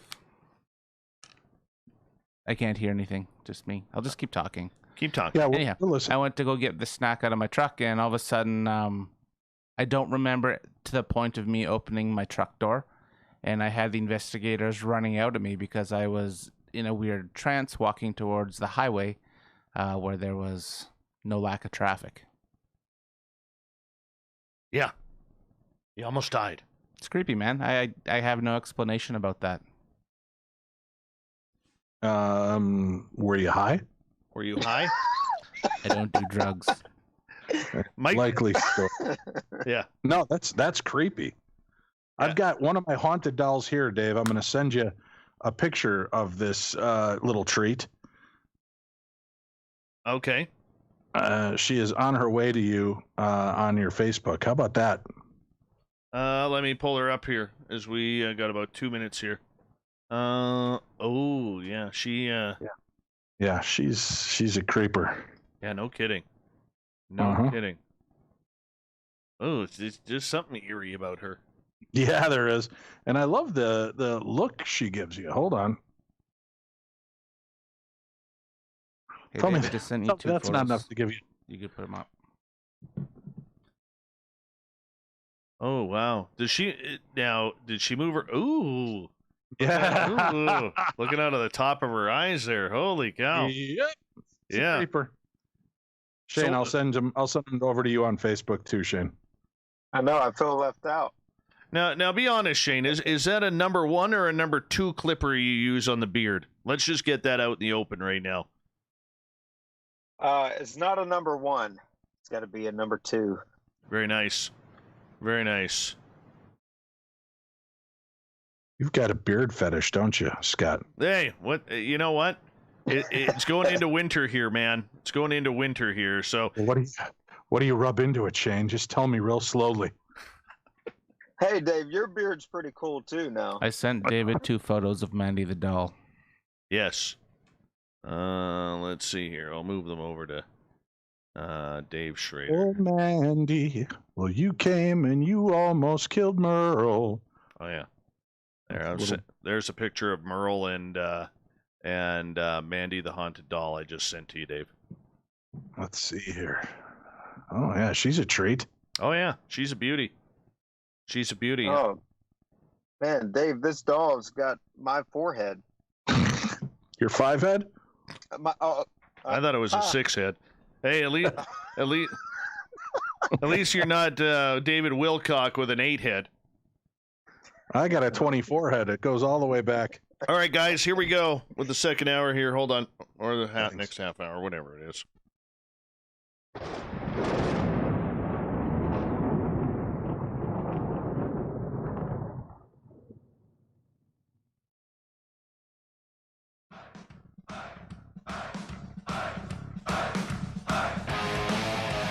Second half hour of Spaced Out Radio, or make that. We passed the halfway point of this show. Dave Scott here, hanging out on the microphone. Merle in the studio, and a couple of great guests waiting for us to bring them back in. I want to remind you that if you've missed portions of this show or others, check out our free archives by going to youtube.com/Spaced Out Radio. Do me the favor, hit that subscribe button. Our website is spacedoutradio.com. We have a plethora of features for you, including rocking out to Bumblefoot and reading up on Captain Shirk's SOR Newswire.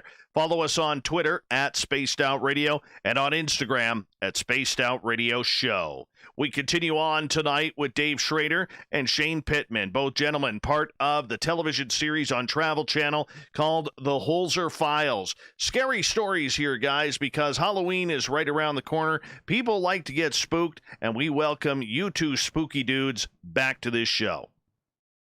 Well, thank you very much. I'll tell you what, since we were talking about haunted dolls off air, Sure. how about if I tell you my haunted doll story? Would love it.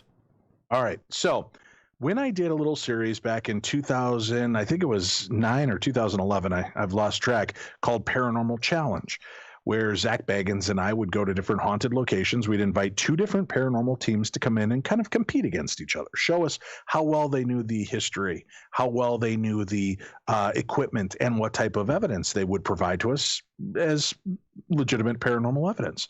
And we had a great time. And one of the final stops was the old South Pittsburgh Hospital in Tennessee.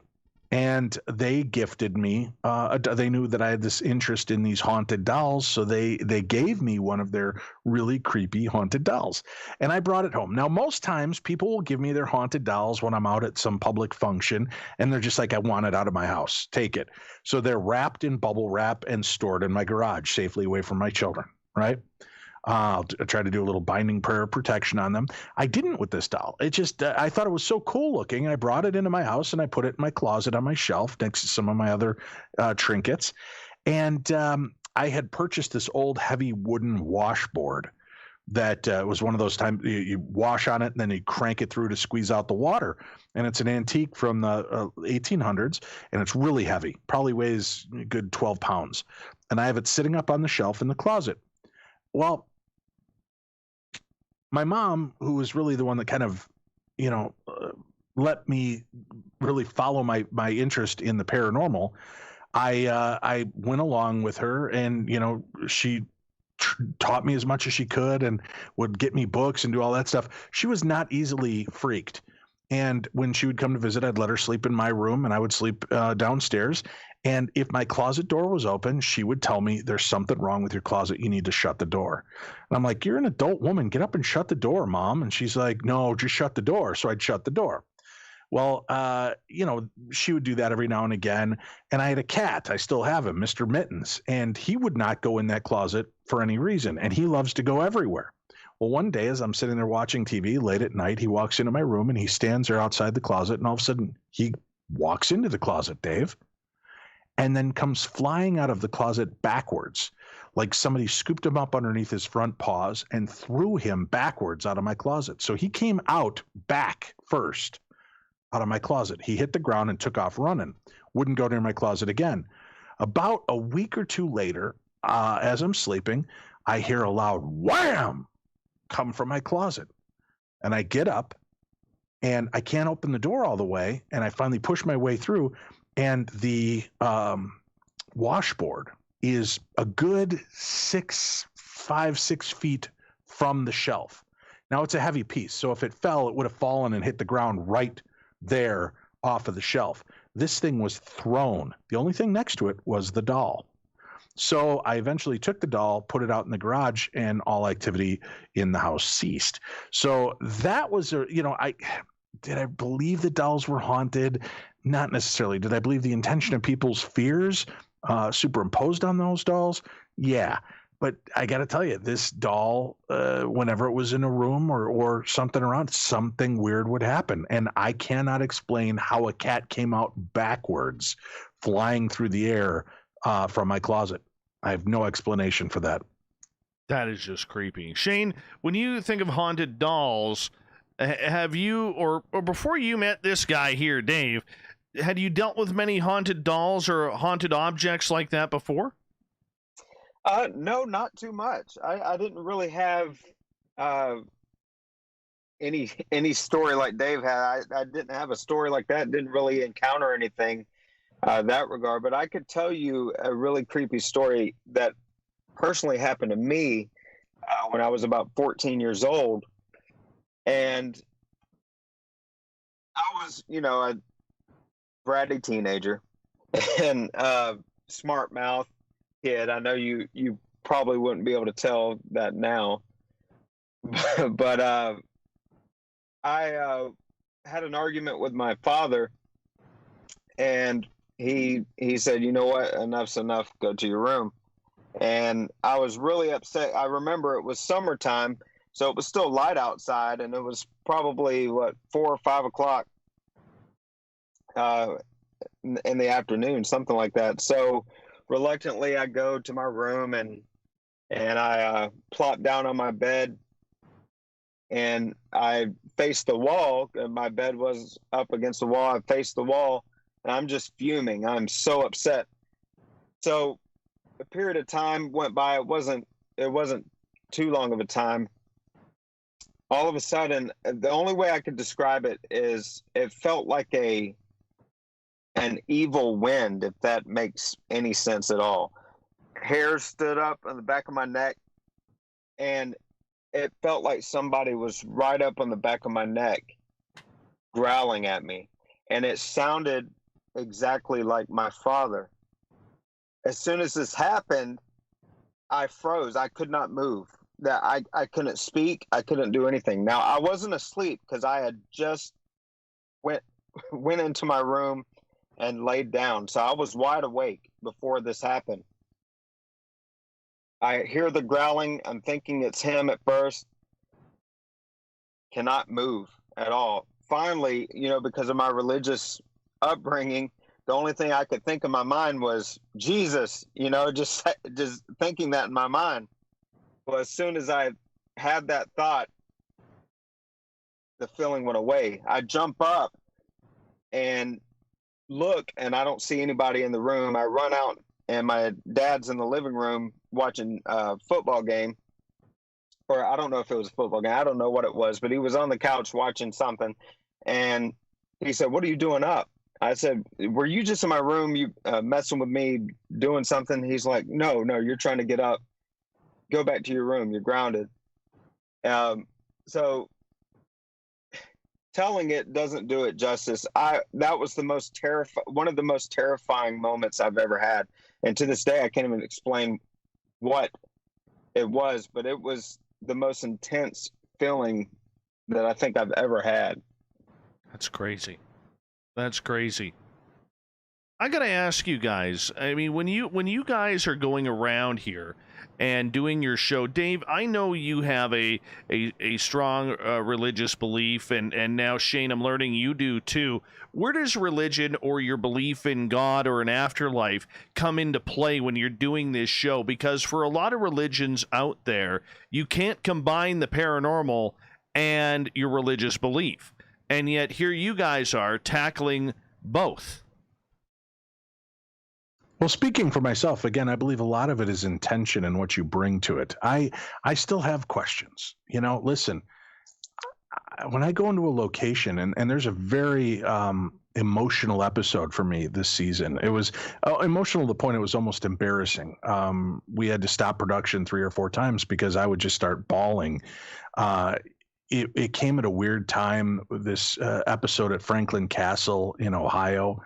And while we were there and I started hearing this story of this family and some of the tragedies and the fact that they lost their daughter due to complications of diabetes.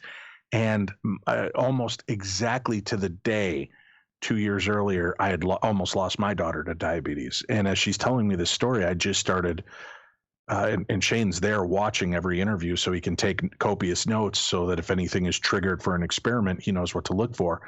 And I tried to power through the interview, and even with my voice cracking and breaking, and at one point I just had to get up and I excused myself from the room and just sobbed uncontrollably for about 4 minutes, cleaned myself up, got back in there, finished up the segment. And I broke down a few times during the episode. I don't know how much of that they'll use. I hope not too much because it's not that I'm worried about looking too sensitive or effeminate or whatever. I could care less. I'm a dad who is relating to the loss of a daughter.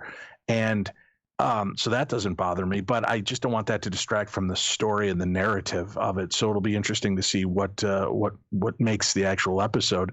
But in that instance, you're there and you're trying to communicate and you're trying to open yourself up to it. And my question then is, what kind of God leaves a child's spirit behind? And sometimes it's hard to rectify with my religious beliefs. But some things that have been brought to mind, by mediums and others, even like Cindy, she'll tell me, D, you got to realize that this was a child's spirit. It was a child that passed away. But if we believe in reincarnation, which I do, she said that you're putting the constraints on the spirit as though it was only a young 13 or 14-year-old girl. The spirit may be much older. The spirit may have been on its 3rd or 4th or 18th incarnation at that point, and it elects to stay in that house because it was fun for her as a child, and she loved being there.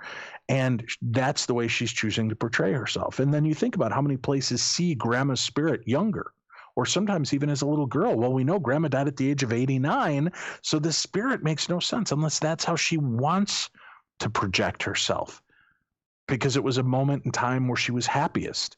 And that's the place she wants to be. I joke around. I tell Shane, if and when my time comes, you won't see me looking like a big, fat, bald white guy with a gray goatee. I'm going to look like ass-kicking, tight-assed, tight blue jean, fluffy wham hair, 1984 Dave Schrader. That's how I'll choose to show myself to the outside world. So if you encounter me and I look like me now, understand that's a demon. If it looks like George Michaels and Bruce Springsteen had an illegitimate child, that's me. That'll be my real spirit. Well, at least we now know where Jimmy got his look from. What? Oh, the other radio guy. Oh, yes. You threw me for a loop there. I don't know I don't think of Wham or Bruce Springsteen when I think of Jimmy. Sorry. I think Motorhead. Oh, very true. Very true. Shane, how about you? How do you go within the personal spiritual debate of yourself between being a man with Christian values and dealing with the paranormal, which is fretted upon by many in the religious community? Well, one thing that I can definitely say with certainty is there is one thing he can't say with certainty is the word certainty. Though. Yes. Yeah. Well, besides that, is that there is something more than this life. You know, there's been too many instances that I've had that has proven that fact. Even with my religious upbringing, there's been a lot of things that have happened in my personal life with family members that I've seen that has proven to me that there's something greater than myself, and there's something greater than all of us. How I bring that into what I do now is trying to be unbiased as possible, because there's been a lot of things that I've seen throughout my career that has thrown me for a loop. Things that I thought was one way wasn't. Case in point is the demons thing. Now, is it possible there's demons? Yeah, absolutely. But a lot of cases that I've seen is just, case in point, the Whaley House, Dave, you can attest to this. We could have jumped to the whole demon thing with the Whaley House case from season 1. But what we concluded, and I think we can agree on, is it was just a really pissed off spirit. It just, maybe earlier in my younger days, I would have said, oh my God, that's a demon. So I think going into investigations now and doing what I do is try to be level-headed, try to look at everything that's going on around me and make judgments based on the evidence that we collect, but keeping in mind that there could be, keeping in mind that there's more out there, and not to be closed-minded, just try to keep that open mind. Have either of you had any of your religious friends or family come up to you and really try to, explain that this is something you shouldn't be doing or messing with due to your faith or due to anything? Oh yeah. To this very day. My mother, that I loved dearly, she is still a devout Christian, and all the time she's like, Shane, you know what this stuff is. You know what this stuff is. You were brought up being taught, what this is. And she's constantly telling me to pray over myself and all of that. Now, being the loving mother she is, she's supportive of what I choose to do. But at the same time, yeah, it's always a conversation that we have. How about for you, Dave? No, I've grown up in a pretty supportive household. Everybody was, had their belief systems. They want me to be careful.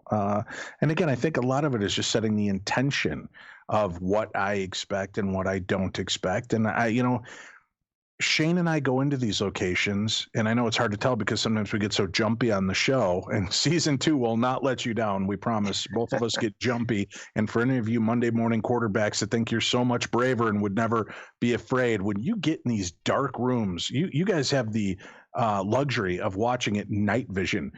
Night vision, remember, basks the room in a light that is not seen by the naked eye. So these rooms are pitch black to us. And when you start hearing something breathing and moving around you, it is unnerving as hell.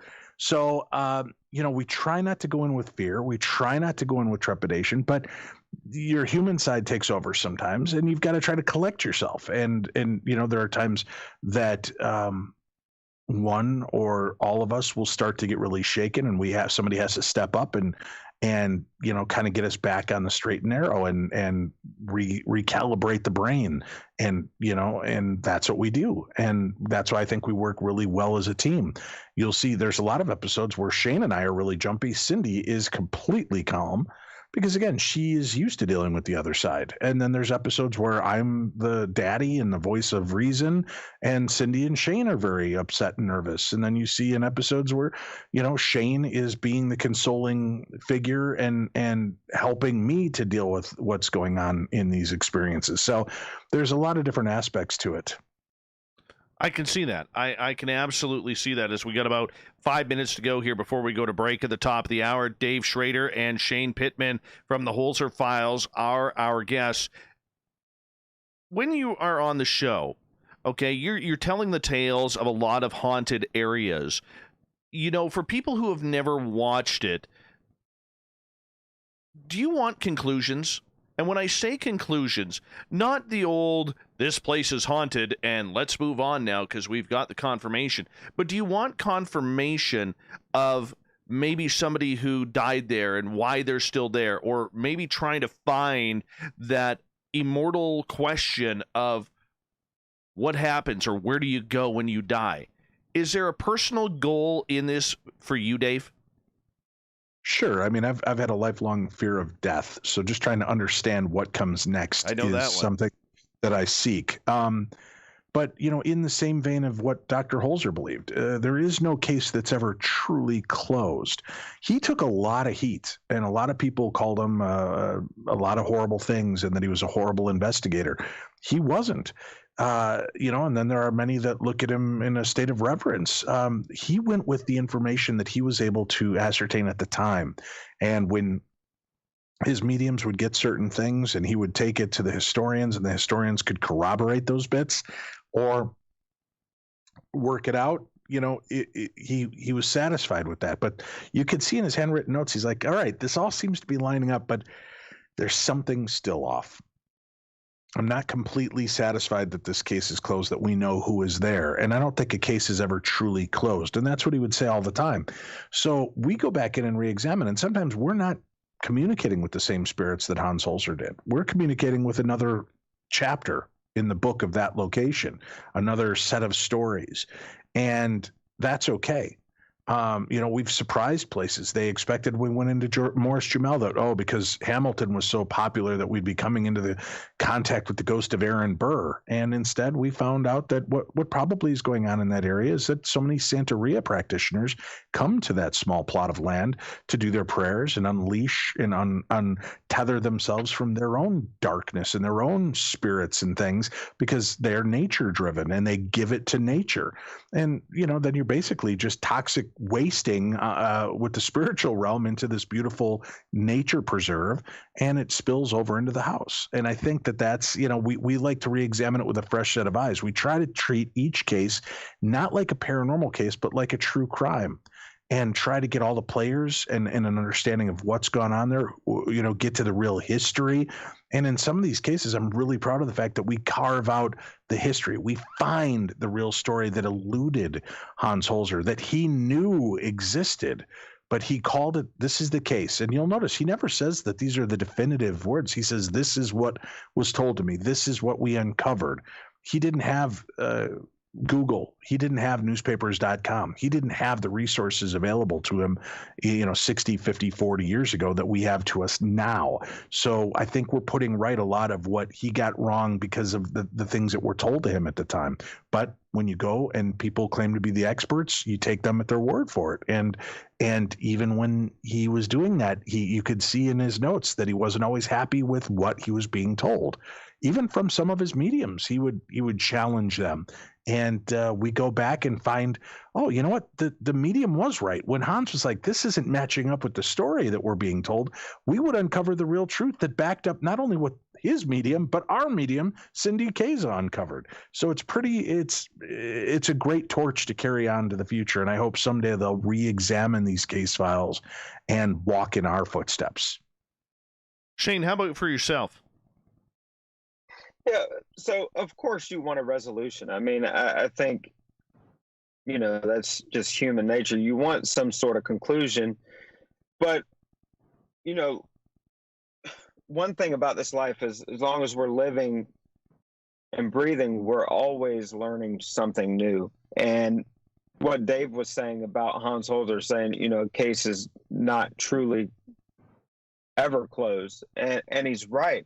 I think that the pieces of the puzzle that we're putting together now may look a little different in 30 to 40 years, because there's some cases that we've been on where we thought a particular haunting was taking place and a curveball was thrown and it was a completely different haunting than what was in the original case file. And, you know, we found new pieces of the puzzle.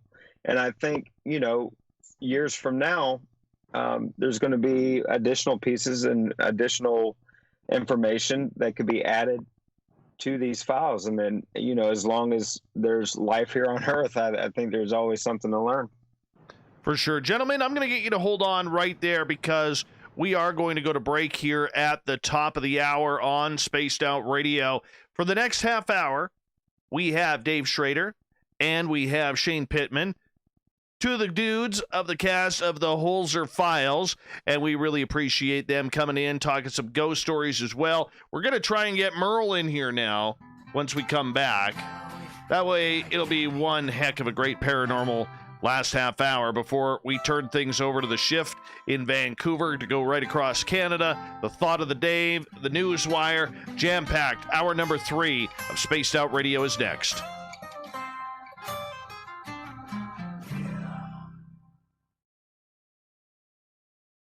All right, gentlemen, we are clear. Excellent. There, now you can hear Merle. Right. Hey, Merle. Hey, Dave, it's better late than ever. Hey, we figured it out, man. That's what we were doing during yeah, that's what we were doing during the show is I had my tech. If you look at the video, you see me texting with my tech guy trying to get things going because he's trying to figure it out on his end, but we got it all figured out. So I'm just going to step away, gentlemen, for a couple of minutes. I got to run my dogs outside. I'll be right back, okay? Sounds good. Sure. Any other questions from the live YouTube chat? We are watching. Feel free to throw out a question to Shane or I or Merle, and we'll try to answer them.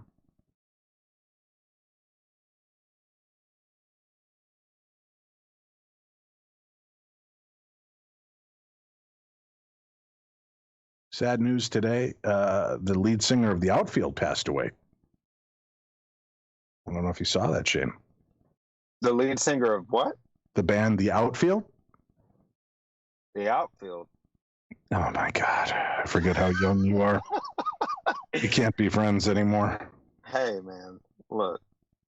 Who was the Outfield? Oh, my God. Let's just step away.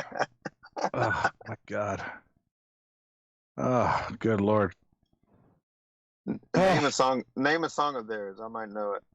No, you just go do some education for yourself because if I have to walk you through and hold your hand into educating you on great 80s music, then I'm going to be disgusted before the show's over. Hey, man, I wasn't even born. I was just being born. I was 84, man. Wow, 84. Yeah. He's younger than me. I'm 82. My wife's 81. Good era. Yeah. Just looking in the chat room. What about the Cars? My top 5. Yeah, I love the Cars. It's a shame we'll never get to hear that reunion either.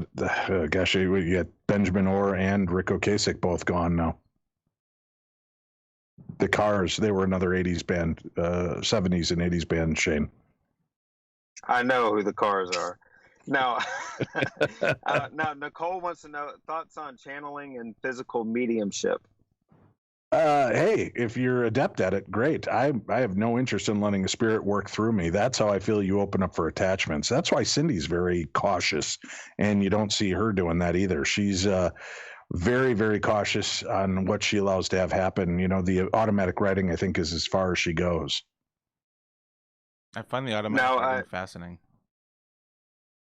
Well, we do too. Watching Cindy do automatic writing on the episodes is really remarkable because her hands are moving so quick. The things are coming out of her before she even has a time to really think about what's being said or done. And it's pretty remarkable to actually witness it, you know, live in person. Totally. Now, Denali says she has a question. She says, I rarely find only one spirit in any place. Has this been your experience as well? I think some are more powerful than others. Some are wanting to be heard or seen. So in some instances, we'll only encounter one while we're at a location. In other instances, it seems that Shane and I have been in places where we think there's upwards of 10 to 12 spirits still hanging out, kind of coexisting in layers that they don't even know or see each other. Right. Yeah, it's just a case-by-case thing, It varies. All depends on the location. That is absolutely right.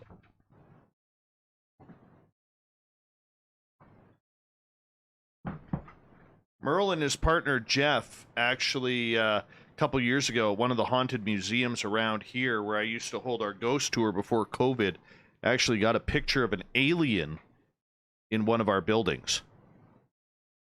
Really? Merle doesn't believe in aliens. Satellites. What? No, I'm kidding. It's an actual picture of an alien, and you were using, or Jeff was using the SLS camera, right? No, it was a modified Nikon point and shoot, full spectrum. We were shooting in full spectrum, and he was just going click happy on the camera, and I'm trying. So many studio problems. Anyhow, no, he was just point and shoot. And do you still have that photo handy? Somewhere, but one of the pictures right in the middle did not have the purple pink hue, and that's what tipped him off. And that's why when he looked at it, there was the alien standing in the doorway. Weird. Yeah. Completely. I'll see if I can find it here. I think I have it here somewhere. I'll send it on Skype. Or maybe I'll put it on YouTube, one of the two. An alien or a spirit captured? That was an alien. Total alien. Purebred? Purebred. Gray. Tall. Big black eyes. So yeah, we got like 35 seconds here, guys. 35 seconds. Oh, that's a commercial that I just potted up. Dave, how's the radio show going? It's going well. We just made a big changeover. That. Yeah, it's going well for us. Excellent.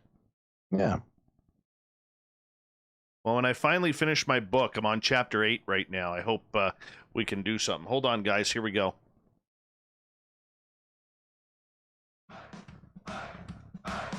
Would you like to connect with us?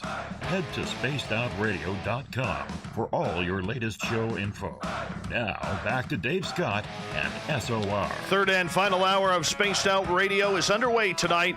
I am your host, Dave Scott. Thank you so much for taking the time to sit with us and hang out and talk some woo, because we love it around here. Hi to everyone listening in on our terrestrial affiliates around North America and digitally on TalkStream Live and Revolution Radio. Remember, you can check out all of our archives for free by going to youtube.com/Spaced Out Radio. Do me the favor, hit that subscribe button. The Desert Clam has set the password for tonight in the SOR Space Travelers Club. Danocaginous. Danocaginous is your password. Use it wisely, space travelers, as a clam sets the password each and every night right here on Spaced Out Radio. Our website is spacedoutradio.com. We have a plethora of features for you, including rocking out to Bumblefoot and reading up on Captain Shirk's SOR Newswire. Follow us on Twitter at Spaced Out Radio and on Instagram at Spaced Out Radio Show. For the final time tonight, we introduce our guest, special guest from the television show on Travel Channel called The Holzer Files. Both Shane Pittman and Dave Schrader are here. We got Merle sitting beside me. All the tech issues are free and clear, so he can join us now too. Gentlemen, welcome back to the show. Good to be here. Thanks for joining us, and thank you to all of your amazing audience for hanging out with us tonight, too. All right. Yeah, thank you. Oh, I appreciate that, guys. And the fact that you would take time for little old us way up here in Canada where it's snowing, we appreciate that. We do. We appreciate that. Yeah, Minnesota got, I think, 7.5, 8 inches today. Oh, nice. Yeah, we didn't get that much. They win. They win. They win. We're waving the flag here. It's about 65, 70 degrees in good old Georgia. Must be nice. Must be nice. Hey, I just sent you a picture, Dave, outside of my bedroom window from earlier this afternoon. Oh, thank you. Thank you. I will take a look at that here ASAP. Dave, you have... Oh, that is nice. That's a nice backyard you got there, Dave. Thank you. Is that a place to hide bodies? Is that a stream back there? Daughters. It is a stream and a little pond. Now, what kind of fish you got in there? I don't know. It's outdoors. I try to avoid it. There's pokey, dirty things out there. I don't know if you didn't hear me talk about that earlier. I did. I don't know. It's just like a little personal pond in our neighborhood. I don't doubt there's any fish out there at all. If they are, they're probably mutant weird fish. Awesome. Absolutely awesome. Hey, Dave, before we go any further, you with your fantastic radio show, Darkness Radio, you just got something big happening there. Tell our audience about it, because any of our listeners I want to share with you, because you're one of the best out there. Thank you so much. Yeah, we're about to celebrate our 15th anniversary on the air with Darkness Radio. We made a big move over to Stitcher and Stitcher Premium, which was just bought by XM Sirius. So that's all pretty big news too. And our shows now are Tuesday, True Crime Tuesdays, Wednesdays, and Thursdays. The best in paranormal talk radio continues with Darkness Radio. You can tune in. Usually on Wednesdays, we do supernatural news and parashare, where we read the emails from listeners and talk about the strange news from around the world. That's tomorrow's episode. And then Thursday, we usually have a guest that joins us and talks about everything from ghosts to UFOs, Bigfoots, psychic phenomena, monsters, myths, and legends, and more. And that's what you can do to check it out. And, it's easier than ever to listen. Just whatever your service is, whether it's Alexa, Echo, Siri, just call it out and then say, play the newest edition of Darkness Radio podcast. And it should launch you the new episode, so that you don't even have to worry about what tool do you need to play. It should be found just about everywhere. Congratulations on that. And then maybe when this is all done, you could give me tips on how to do that as well. And I know you're going to be like, shut up, Dave. Shut up. I would never. I've always been for expanding the universe of all of us. And I think it's great that, people can work together. I'm not an egotist when it comes to the show. Even though it sounds like it by me saying the best in paranormal talk radio, I just believe if you believe something and you're earnest about it, you bring it forth, you will it into existence. That's how my entire life is steeped in the paranormal, Dave Scott, from being a kid wanting a radio show to being an adult who got his radio show, to a kid that was fascinated with the paranormal, to be an adult doing a paranormal radio show and a TV show and live events. I believe manifestation and intention is huge and can affect positively or negatively. You're willing to affect the life that you want. And that has, I've got that in many different ways. I got to ask you, in regards to the paranormal, Dave, are you someone who likes a lot of this tech gear when you're trying to communicate with spirits, or are you someone who prefers to go in very limited and use your own intuition to try and figure out the answers? It's a little bit of both. I have, like the SLS camera, I enjoy it when it's working. We've had a lot of technical issues with the SLS cameras. I don't know if it's spiritual or what, but something's shutting them down a lot. I'm very proficient with EVP. I think Shane can attest to that. I finally got a DR60 recorder this season, and we get some alarming and really cool EVP throughout the second half of the season. And because they're showing the episodes out of order, it'll be sprinkled in throughout. But I really like to kind of soak in the moment, be there. And because I'm lucky enough to have a cameraman following me around, I really don't worry about the rest, because if we're gonna capture something, we're gonna capture something. Shane has that place wired up with static cameras in every place that's important to the investigation. We're carrying audio recorders, and once in a while I'll utilize some other tools like shadow trackers and things. But I know that we've got it covered, and I really like to just try to be in the moment. And I learned that lesson in Whaley and on the USS Constitution from season or Constellation. What was it, Constellation or Constitution? Shane, I'm losing my mind on that one. It was Constellation. Right. When you're in the moment, when you're kind of lost, and I was lost at Whaley for a little bit. I was, that was our very first episode together. filming, and I was so concerned and worried about everything and not focusing on the spirit that we were trying to communicate with. And when it knocked me on my ass, it kind of shook my paradigm. I'd never been physically touched by a spirit before, at least not like that. And then when I was bit on the USS Constellation, again, it was in moments I get distracted from what was going on. And do I think it's demons? No, it'd be easy to jump to that. But Shane and I are firm believers that, it's maybe just a really upset or irritated spirit, especially if they've been there for 100, 200 years and people have been in there asking the same questions, doing the same things. And then we're finally making communication and I get distracted. Sometimes I think they're just, giving you a little boot in the ass to realign you and get you paying attention. Shane, for you, when you are on, never mind just a television show, but in your paranormal experiences and adventures that you have had, is there something you've experienced only once that you would love to have happen again just to prove it to yourself that it was real? Well, man, that's a good question. Because I've experienced a lot of crazy things.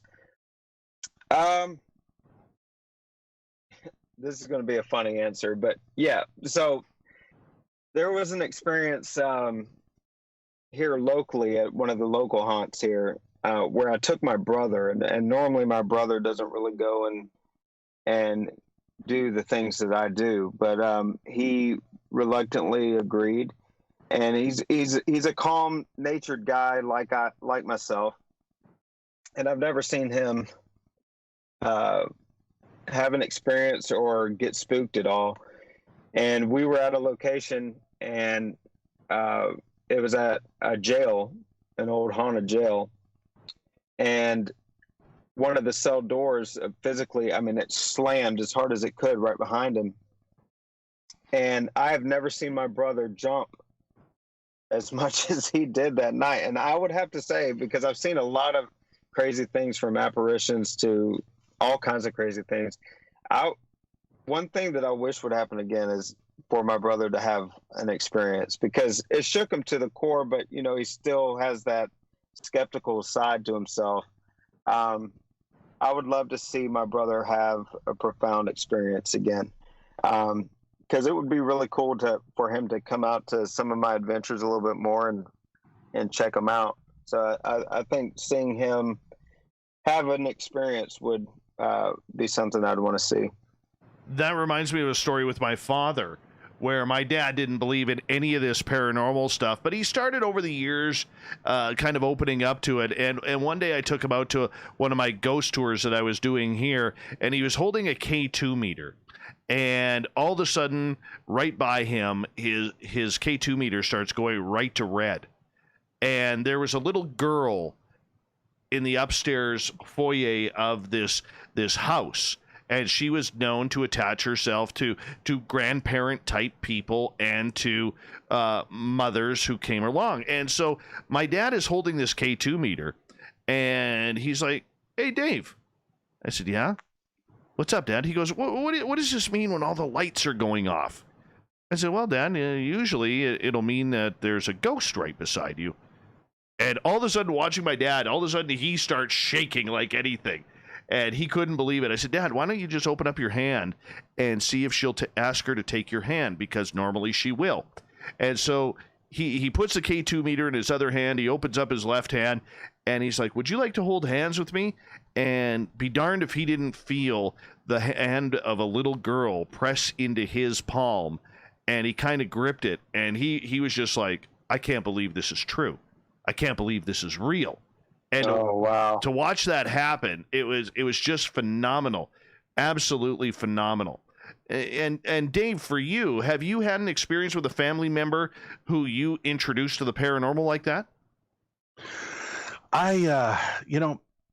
One of the greatest moments for me doing these live events, we started Darkness Radio events back in 2006. We were the first kids on the block to start doing these large paranormal conferences. And my mom and aunt would come along, and here they were kind of the instigators while I was growing up of, and I shouldn't say instigators. They never pushed me in any of it. They were always there just to answer questions about the strange and supernatural phenomenon. Both of them were fascinated by it.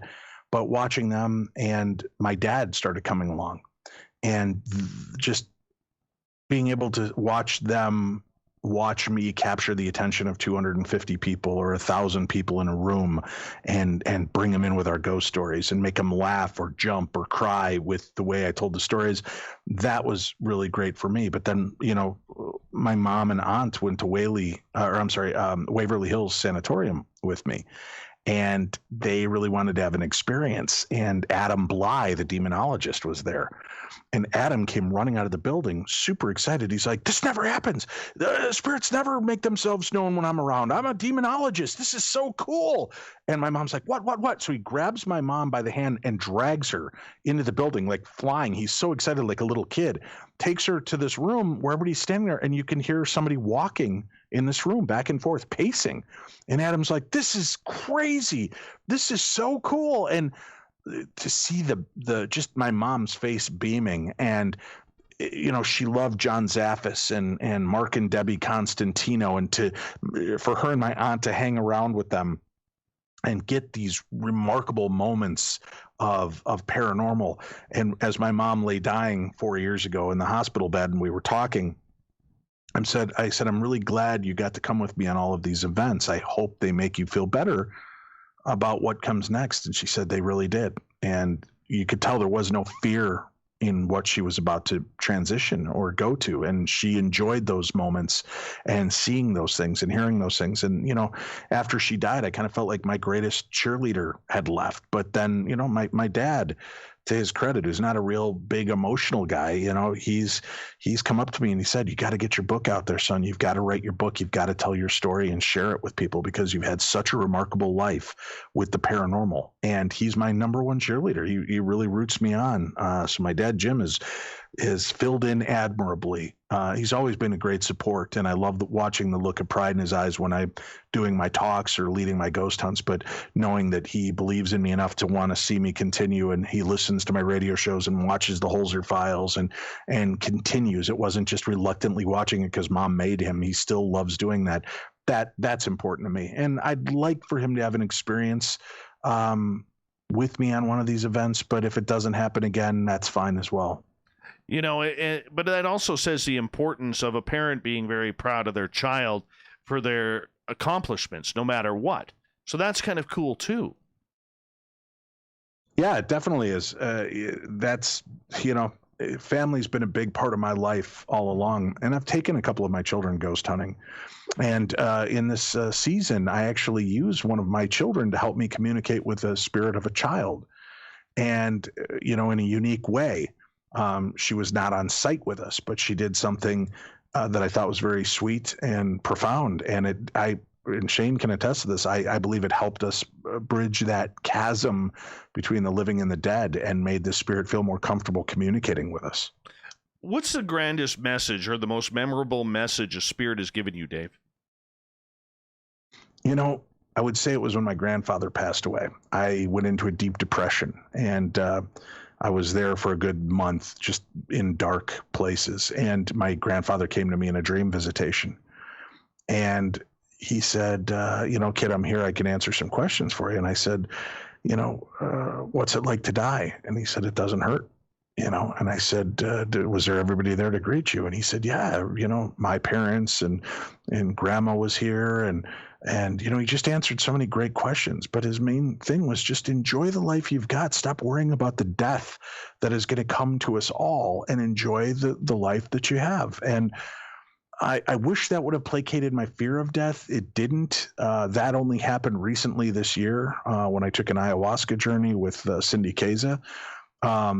That really kind of finally subsided my fear of death and my fear of snakes all in one fell swoop. But life throws you curveballs. You just have to be ready and willing to examine them and get the best out of them that you can. And that's what I've tried to do with every opportunity that's afforded to me. How about for you, Shane? What's the most defining message you have received from spirit? Well, I had a dream visitation as well. It was when I was 15 years old, and of my uncle that had passed. And I was asking him questions as well. And he had this smile on his face, and it was like, don't be afraid. So one thing I took from that, and sometimes in the moment and certain things that I do, I still have to remind myself of that, because I do get pretty freaked out at times. But it's like, don't be afraid. There's way more than what you're seeing on the surface. So much more than what you see on the surface. And just don't be afraid. No, that's very true. Very true. Mine was probably a couple of years ago. I lost my 29-year-old nephew to fentanyl. And if you saw the young lad, I mean, the great shape he kept physically. He was a gym monkey and everything, but he had this demon that he just couldn't shake. And I remember after I found out that he had passed away, I went down to my parents' house to help out with the family and prepare for the funeral and everything. And that first night I was there, I actually not watched him. I was trying to fall asleep on my parents' couch, and when my nephew was coming down, because he was in rehab, and before he entered rehab, he had to come off the drugs, so he was staying with my parents. And my mom used to tell us that every night at about 4 o'clock in the morning, he would go into the kitchen, open up the fridge, and go to the sink and grab a glass of water. And so right beside the sink, there was this garbage bag of empty pop cans. And all of a sudden at 4 o'clock in the morning, I hear smash, bang, and all of the pop cans hitting the floor. I get up and I look around. There's nobody in the kitchen. There's nobody around. So I said to my nephew, I said, do you mind trying to sleep here, buddy? Trying to sleep.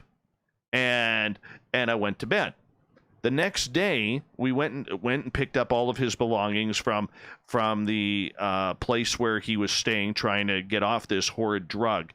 And we were looking. He passed away in a park. He fell asleep at a picnic table and never woke up. And as we're trying to find this park, I have no idea where it is. I'm driving. His mom, my sister, is in the back seat. My other sister is in the passenger seat. And I just kind of said out loud, I said, come on, Bryce, show me where you are. Show me where this happened. And I hear his voice, clear as day, say in my head, turn right at the lights. So I turn right at the lights, and be damned if the park isn't right there.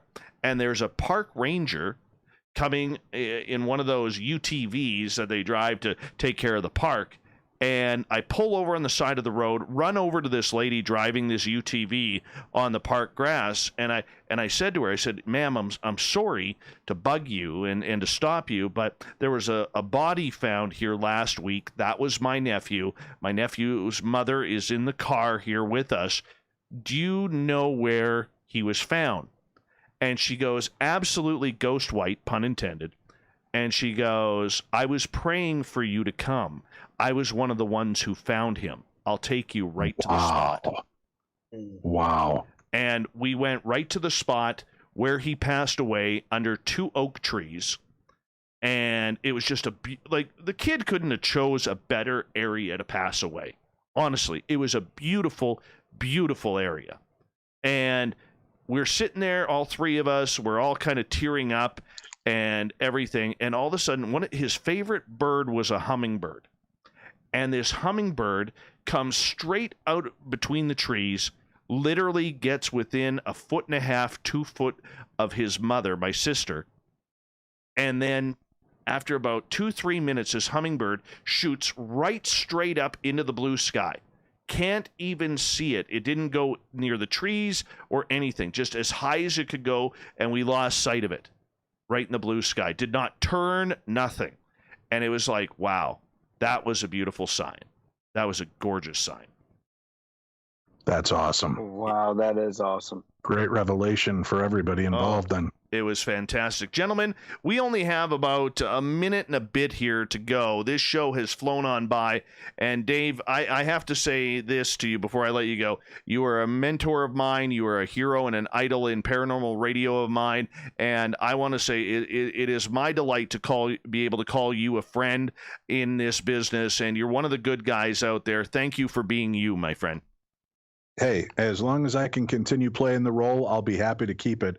But thank you, Dave, for being so open and allowing us to come on and share about our personal journeys into the paranormal, the work on the Holzer Files, and my show, Darkness Radio. You're one of the good ones out there, my brother, and keep it up. Thank you so much. And Shane, it was a pleasure to meet you, and I hope you don't become a stranger to this show, because we'd love to have you back as well, my friend. Oh, I won't be a stranger at all. I really appreciate you having us on, and for everybody that took the time to listen. You guys are awesome. Well, thank you so much. And the Holzer Files, of course, can be found on Travel Channel. Dave, let our audience know what time, what days, when they can find you.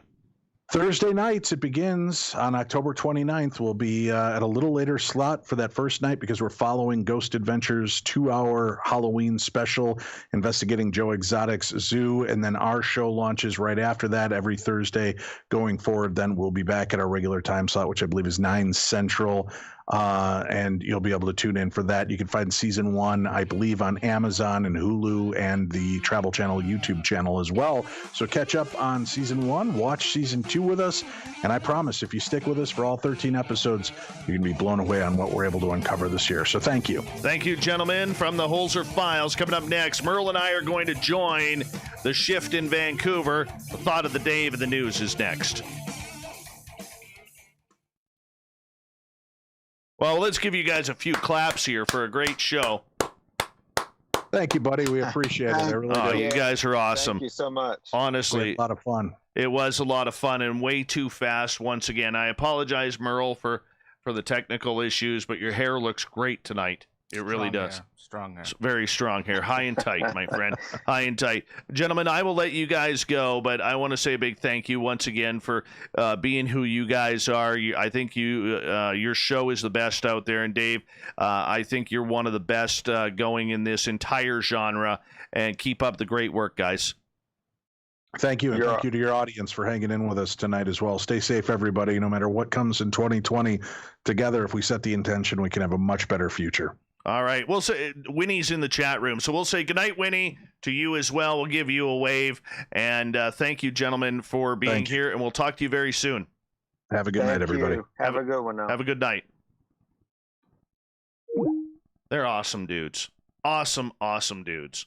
Love them. Love them.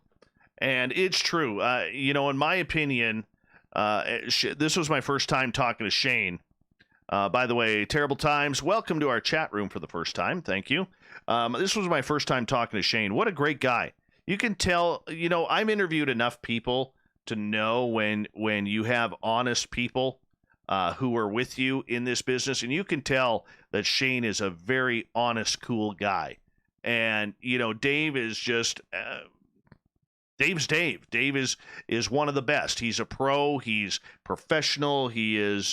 He's, like I said, he's a mentor of mine. He is, I'm just, wow, Dave Schrader's a friend of mine, and that's kind of cool too, considering how busy he is, not only with his radio show, his television show, his family, his beautiful wife, and here he is making time for us. That just goes to show how much he cares about what we do as well. There's Vancouver. Hey, Vancouver, how you doing?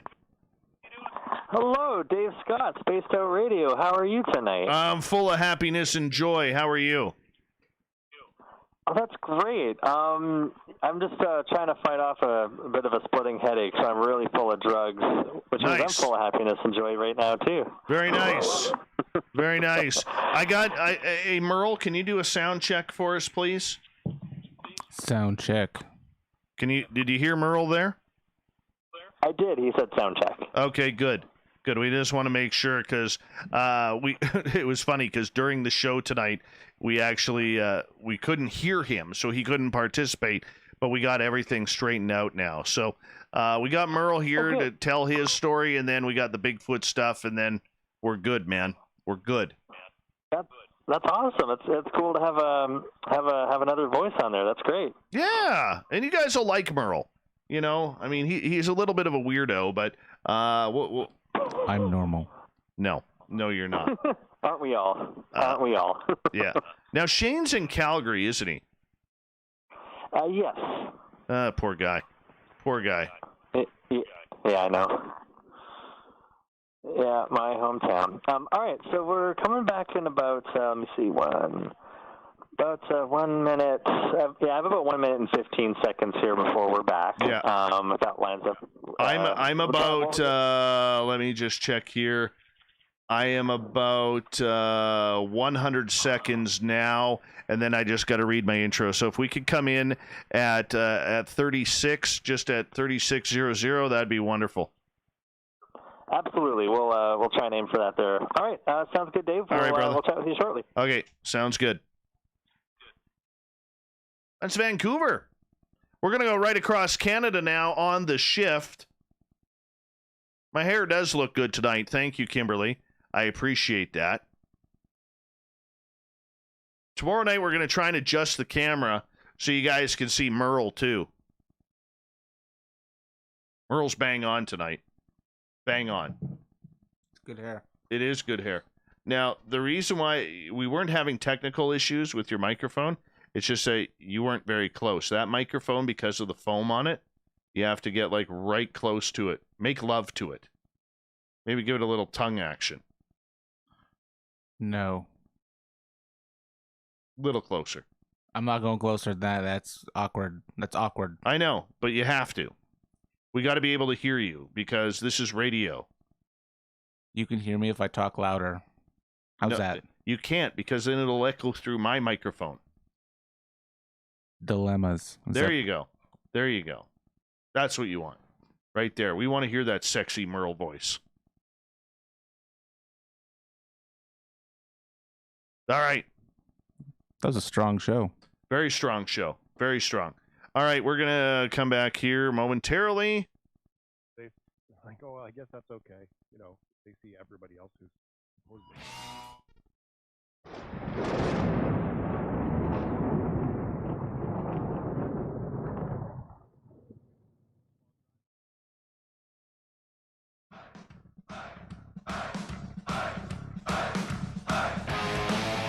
We've rounded third. We're heading for home tonight on Spaced Out Radio. I am your host, Dave Scott, sitting in the captain's chair of SOR headquarters. Thank you so much for joining us tonight. I want to remind you, if you've missed portions of this show or others, check out our free archives by going to youtube.com/Spaced Out Radio. Do me the favor, hit that subscribe button. Our website is spacedoutradio.com. We got a plethora of features for you, including rocking out to Bumblefoot and reaching up and listening and reading up on Captain Shirk's SOR Newswire. Let's head to Vancouver right now with All right, Big at this Shane. time of night, on this kind of night, we tend to talk about weird and strange things. Yes, we do. And Dave Scott with Spaced Out Radio is our guest. Hey, guys. We connect with Dave and find out what's happening. Normally, this is where we tune in and Dave's promoting something. No, I'm done. I actually ended early because I felt bad. Oh, did you? I did. It's so next week on the show, I want to hook this. Yes. I want to talk to you. I've been watching The Secrets of Skinwalker Ranch on the TV, and that I have questions. Okay. So let's plant that seed now for next week's conversation. Yes. And invite everybody in the meantime to maybe watch the show. It's on Netflix. And it's really great. It's actually a very well put together show and entertaining, if nothing else. And the notions and ideas that they share on that show are very good, too. So how are you doing, Dave? Good. Let's go down to Skinwalker Ranch. The minute the border opens up, let's go. Mm-hmm. I'm down. Let's go. Yeah, Merle's down, too. Let's just hop in the vehicle. All right, cool. We'll play some Beach Boys on the way down, and we'll rent a convertible. Maybe And ABBA. Some ABBA, too, yes. Absolutely. Okay. Well, I might take my own car if those are your musical choices, but I'll drive in a caravan with you. Absolutely. Let's do this. All right, introduce us to Merle here, Dave Scott. Who do you got there? From the Paranormal Road Trippers, based out of Langley, British Columbia, I have my good buddy Mike Morin. I call him Merle. And Merle here is a paranormal investigator. He's been around the scene for a while. It has investigated all over the province of British Columbia, into Washington State, and into the state of Oregon as well. And a couple of years ago, all right, he almost died on a paranormal experience. And it was all the cause of a haunted doll named Mandy, who is from the Quesnel, British Columbia Museum. Now, if you want, Merle's right here. He's got his own microphone. You can fire some questions off to him. Why dolls, Merle? Why is it I don't know. dolls are I was always questioning the that scariest, before we freakiest of went all to the our things? investigation. Before we investigated Mandy the doll, I was extremely skeptic of haunted objects, haunted possessions. You see them in the movies, you see Annabelle and all that sort of stuff. But the folklore on Mandy is she's a German death doll. One of the stories is she was found in an abandoned house. One of the other stories was she was donated from someone to the museum. Staff say that the glass cases she's in, the door opens, you can hear babies making noises, which would be Mandy the haunted doll, which is a baby. Footsteps running around the museum. So our paranormal team at the time was like, hey, let's go talk to Mandy. So we do. We go up there and we set up, and the doll was wigging me out when we were there, and I normally don't get like that with dolls. I'll find them creepy, but that's about it. But there's something about this doll that we were drawn to. One of our investigators at the time, he was staring at the doll, and we couldn't break his concentration. He was doing it for about 10-20 minutes, and we were yelling his name, we were shaking him, we were snapping abrasively around his face to get him out of his trance. And all of a sudden he came out of it himself, but then he ran outside and got sick all over the parking lot. And he's like, I don't know what happened, man. I don't know what happened. And we're like, wow, it's freaky. This doll means business. So I'm like, where's the doll? But before we investigate, I'm like, I gotta go to my truck to grab, I wanted my snacks. I had a snack and a drink I wanted to have before we start, because it was going to be a long night. And so the last thing I remember was when I was going outside, I was opening my truck door. The last thing I remember. And then all of a sudden, I woke up out of, I guess, a trance for me was my team members coming out to stop me from walking onto Highway 1. I was walking right towards the highway. And there was traffic going on. Absolutely. Now, how freaky is that? It's just a doll, they Well, say. it's interesting to kind of look at it from the two perspectives of A, the trance, and B, the catatonic member of the team who sort of just gets frozen in time there. Because there's two different things going on, eh? 100%. Yeah, absolutely. And you know, the fact that they were able to shake him out, like you got between what? 10, 20 feet of stepping onto the highway before you got grabbed? Yeah. That's about right. What do you recall? Did you sort of, air quotes, wake up on the highway and go, whoa, what's happening? Or were you sort of on the sidelines watching this happen? No, I don't remember. It's like I got knocked out. That would be the same sensation. I woke up to one of our team medium yelling at my face, "What the F are you doing?" And I was like, I don't know. Well, here I am. And then One of my snacks. Got me some slack. yeah, then we took a break and we just did the investigation. Well, help us understand, because you said we got there, we set up. So what does that look like when you get there and here you are, you're walking into a small town museum. There's this creepy ass doll, and you said, we were going in there, we're getting ourselves set up. So what does this kind of thing look like? So when we set up for an investigation of scale like that, we have multiple infrared cameras, we have multiple full spectrum cameras. So we set a lot of static cameras up because we want to capture anything that can happen in or around the doll. So we had 2 cameras facing Mandy the doll. Then we had, I think, 2 or 3 others in different areas of the museum. All basically started recording at the same time.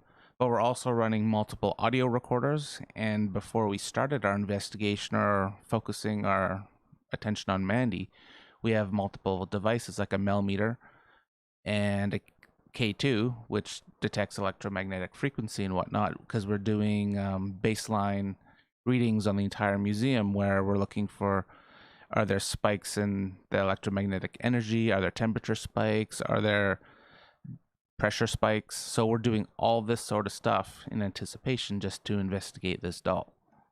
It's like a big operation. Yeah, it sounds like there's an awful lot going on. I'm glad that I've watched this Skinwalker Ranch special, frankly, because they use similar technologies that you speak of. So I feel like it helps me see the kind of things that would go on in this scenario. Okay, so you get there, you set up, you've got a catatonic team member, you're going for a stroll through traffic that you don't remember. And then when you got into the investigation, did the cameras catch anything beyond the influence of behavior, or was it that was the core of it? So what came next? No, so our cameras didn't catch much. So when we were doing our investigation, but what the weird, this is weird. I call it weird. Other people call it coincidental, but it is the paranormal field. We left our static cameras rolling when we left for the night. And within 5 minutes of us leaving, because you can hear the audio rolling when we leave the museum for the night, and the alarm's all armed. We hear kind of the little bit of shuffling, and then both cameras just go off, like dead. So Really? we don't have any evidence past that, but we did have audio rolling for the night where we do hear discrepancies throughout the night, but we can't confirm if it's paranormal or not, or if it's the building settling, or if it's whatever around the building. But we just found it really weird about the shuffling and then the cameras essentially turning off. Building settling. You just made me think of a time when I was a kid. I was probably 7 or 8, and there was nothing ever that I recall ever happening in that house where I lived in. It was in Port Alberni. But I just remember there was a big groan in the house. I remember saying to my mom, "What was that sound?" And she was like, "Oh, it's probably just the house settling." But it didn't sound like that. It was this big, growly, bubbly thing. And now that I think backwards on that, it sort of rings bells. Is that why conversation around this stuff is so important, because of these strange things that happen to normal people that don't realize might have been strange? I think so. In a lot of society, they don't believe in the paranormal or ghosts. They think it's weird. And growing up, when I would hear weird things at like my grandparents' house or other people's houses in the prairies, like family members that live in 100-year-old houses, hearing the growling, what sounds like growling or footsteps, they automatically say, "Oh, it's a car driving by. Oh, it's the wind. Oh, it's the house settling." But then as an adult looking back on those conversations I've had with those people, there was no wind, and how does a car make a growl in the house? It's things, kind of lines they feed on children, I guess. Well, there's some brain stuff that happens where your brain just, it needs to fill in the hole with something. And we've always had things in our lives, our regular relationships and lives, where we don't have the info. And our brain kicks in and fills in the info with a story from the past or an idea or maybe this, and we speculate. You know, everyone's always had a relationship or partner where they were unsure about their intention or behavior, and you fill it in saying, "Oh, well, I'm sure it's just this." So it's actually a brain thing that happens to all humans. When we don't understand what's going on, we fill it with a story or a maybe. And I can see how that would really influence some of these, paranormal experiences that people are just, they can't explain it. Their brain kicks in without them realizing it and says, "Oh, yeah, probably just this." So they're not scared or whatever, just like mitigating fear. To me, that takes me to like hypnosis. Would hypnosis be a great way for people to, or is it used tactically in your world to find out stories about like Mandy the doll and what people have gone through? Hypnosis is usually used more so for people who have had alien abduction or alleged alien abduction. When it comes to the paranormal, it's more, if you want to go down an intuitive side, you'd bring in a qualified psychic medium to kind of come in, and for most ghost teams out there, they bring in the psychic medium cold. So before they even go in, the psychic medium will go in, do a tour of everything, and they'll kind of either say aloud to the team what they found, or they'll keep everything quiet until the team has their own evidence. So while the team is out there, they're writing down everything or recording everything that they have found. So it's a little bit different on that end, but still quite useful in both ways. So in Mandy the Doll, you guys have piqued my curiosity here. In Mandy the Doll, there would be the notions, at least, of the doll is haunted or a spirit is attached to the doll. There is also the Robert the Doll out of Asheville. We have a texter asking about that named Bill. And so that would be more voodoo curse sort of belief system related. Is there any common threads that you hear, these different stories of these dolls from around the world? Absolutely. For Mandy and Robert the Doll, the key is ask permission to take pictures. Never just go up there with your iPhone and take a picture without asking permission, because the rule of thumb is they will curse you, and that is not good. So for instance, with Robert the Doll, especially because he's more popular in Florida, they at the museum literally have a wall of hundreds of letters of people who thought it was a complete joke to take their photograph with him without asking permission. And all of a sudden, it was like this black cloud came right over top of their lives. There's letters of people saying, I never argued with my spouse. We're now getting a divorce. After I left, I broke my arm tripping down the stairs, got in a car accident, lost my job. There is all of these things. Please, Robert, forgive me for taking your photo. And they send the photo back. And then as soon as that photo gets back, it's like the curse is lifted off that person. And the same thing is alleged with Mandy as well. Now, the funny part about the museum up there with her in Quesnel is the fact that they get weekly, they get these psychic mediums going in there, especially during the tourism season, trying to cleanse the entire museum or send Mandy or whatever is in Mandy back to the spirit world. And they always say they all have success, but Mandy never leaves. Texter says, is the movie Mandy the Doll written about this doll, this Mandy? I've never heard about the movie Mandy the Doll. I don't think so. There's Annabelle, the movie. There's Annabelle, the movie, and that's about Annabelle the Doll. But I haven't heard of a Mandy. Or if you give it a quick Google, it looks like it doesn't look like it's like a major high profile thing, but it's a young woman named Amber is asked to babysit her neighbor's little girl. Oh yeah, I'm looking at it right now. Strange doll. No, Mandy the Doll. It's just 2018. It's just coincidence.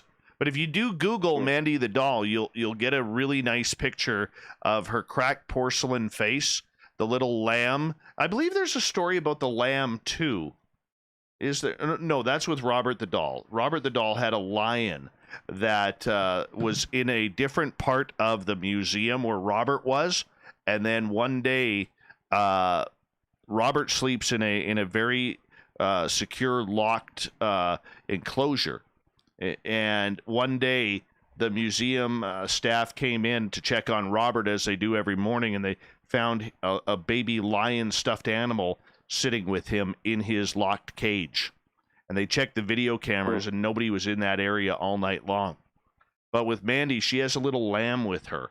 And I think the museum staff put that in there just to make sure that she wasn't alone and didn't go off wandering. If you go onto my Instagram page, The Paranormal Road Trippers, go down to the 12th photo. That's Mandy the Doll. All right. There it is, Paranormal Road Trippers. Thank you, Merle. It's nice to meet you. You too.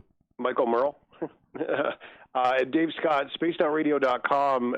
Again, Skinwalker Ranch next week. What do you say? Is it good Absolutely, for you? Absolutely. But hey, can we quickly give a shout out to all the Bigfoot people out there, because today is the 53rd anniversary of the Patterson-Gimlin film, of the really bad video footage of the Bigfoot walking across the riverbed in Bluff Creek, California.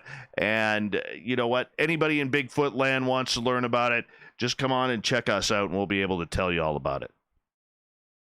Very good. Spacedoutradio.com. Connect with Dave and his buddy Mike Merle, and it should be fantastic. Thanks so much, guys. Have a fantastic day. You too, my friend. Thank you for joining us once again. We'll talk to you next week.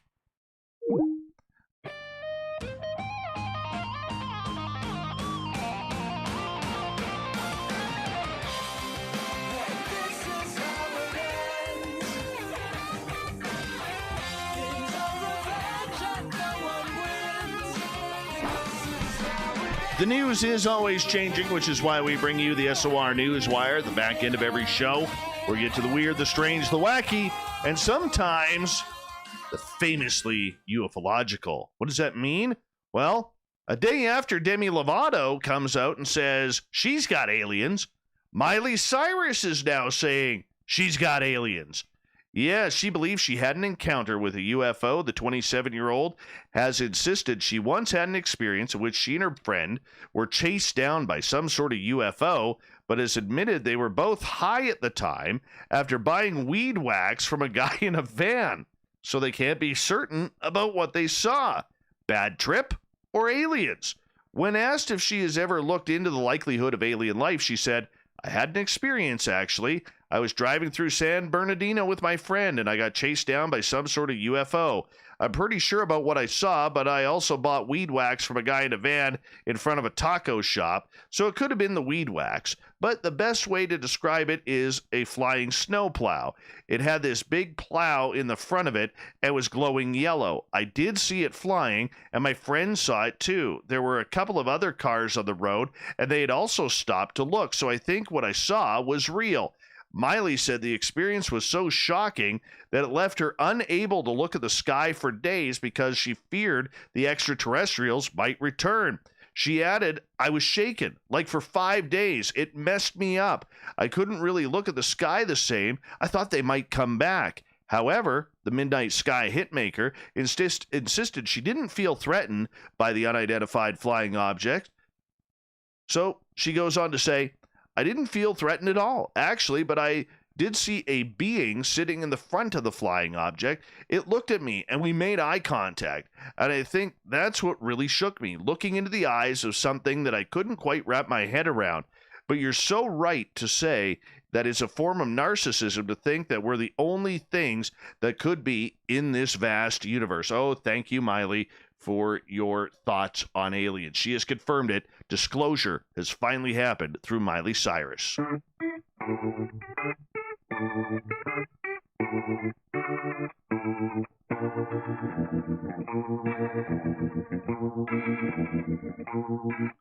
Thought of the Dave happens every night at this time, where we ask a question on our Facebook and Twitter pages, then read your responses on the air. Tonight's Thought of the Dave is as follows. Oh, where'd it go now? It's like gone. Oh, there it is. 53 years ago, the legendary Patterson-Gimlin Bigfoot was filmed. What's your thoughts on it? Chip, it makes me all tingly just thinking about what else could be big on him. Wrap my scarf around that? Oh my. Mike in Manitoba, best evidence so far. Marty, one of our favorite veterans who listens to this show. I think it is actual proof that Bigfoot really does exist. Dominic, what's good for the geese is good for the gander. Davey, it's real, real, real. John, it pisses me off because common wisdom where I live is that the video is proof of a fake. I only learned that researchers have ruled that video real about 3 years ago. It had been debunked on U.S. television many times. Real evidence used to spread false stories, though, upsets me. And then John goes on to say he believes it is very, very real. Thank you to everybody in the Thought of the Dave. We appreciate the time. Thank you to Shane and The Shift, Merle for joining us, Dave Schrader, and Shane Pittman from the Holzer Files, and Captain Shirk for the SOR News Wire. We got Mr. Ron Bumblefoot Thal rocking in the background with Little Brother is Watching. Bumblefoot is the official music of Spaced Out Radio, rocking us in and out of every single show. Get your horns up for the guitar god himself. Special thanks to everybody listening in at home, in your cars, at work, wherever you may be. We appreciate it. Thank you to everybody in our chat rooms tonight and on Twitter at hashtag Spaced Out Radio. Your snark was magnificent.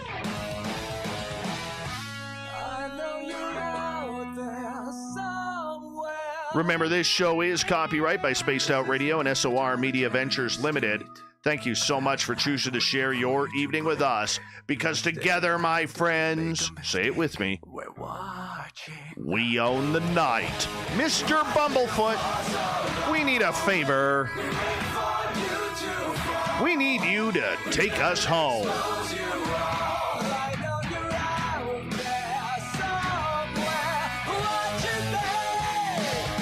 Yes, the Woo train has docked for the night. But tomorrow, my friends, we shall ride again. Your seats are always available. Your tickets never expire. And if you want to bring a friend, yeah, we got room for them too. Good night.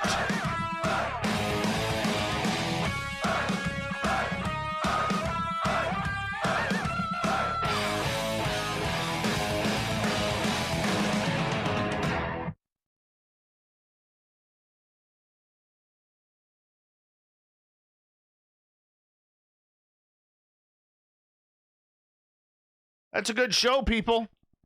Very good show. Thank you for tuning us in tonight on the mighty SOR. What? Hello? Or I just heard audio. Anyways, let's close that up. Probably did. Yep, there it is. Hearing it through the other microphone. But that's okay. Weird, because I got it off. Hello? Oh, yeah, there it is. Anyways. Do do do do do do do do. Do do do do.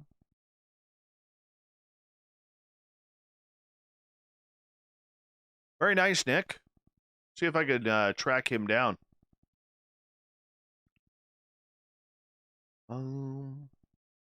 That was a good show, people. You all did well tonight. You all did very well. Thank you so much. If I go like that, does that mute that? Hello? Just trying to see if I still hear myself. Oh, that's in Merle's earphones. That's where that's coming from. If I go like that, then I won't hear it. Aha! Solved another mystery here in the mighty SOR. Oh. All right. I think I got to, hey, Super Quest. We took you home, man. We took you home, bro. God, I love that Super Quest dude. He's a good man. Good man. All right. So we are going to do this. We're going to open up the editor. And we got 84 people in here right now. I'm going to step away for a couple of minutes. By the way, Vinny Barbarino, thank you so much for the super chat tonight. And Jarhead, I really appreciate the super chat as well. I'm just going to quickly run outside, take my dogs outside for the final time. I'll be right back, and Merle and I will be here. So if you guys want to hang out and ask us any questions or whatever, we'll be here for another half an hour or so. So I'll be right back.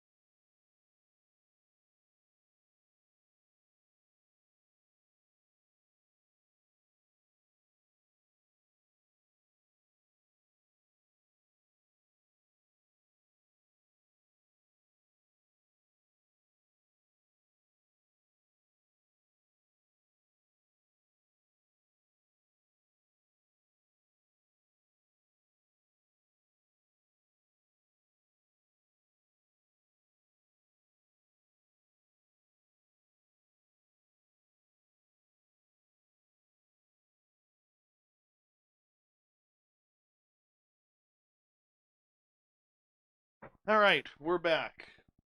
We're back. Merle is back. I'm back. Hop on your microphone there, Merle. Put your headphones on. You might want to hop in the chat room there, so that way anybody can ask you questions. Actually, you don't need to put your headphones on. It's just you and me. How silly of me. Why would I say that? Anyways, good show. Solid show. Yeah. So Merle came up today, drove through the snow, the sleet. You were a trooper on the road today, bud. Trooper. Yeah. So tomorrow we're going to check some stuff out paranormally, just to see what's going on. And Merle hasn't been up here for a while because of COVID.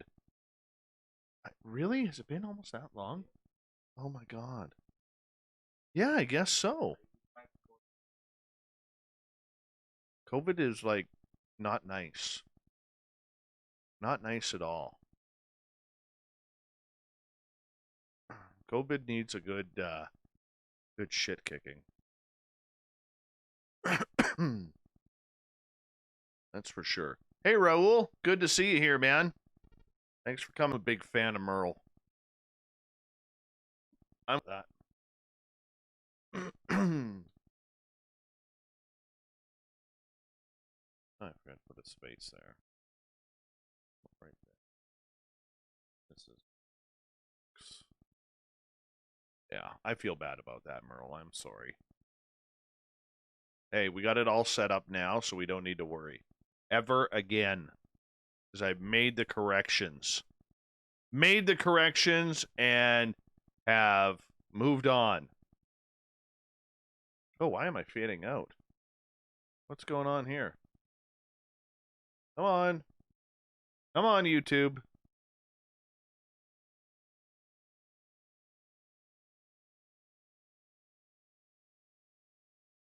Can you guys hear Merle? You should be able to. I turned his microphone up.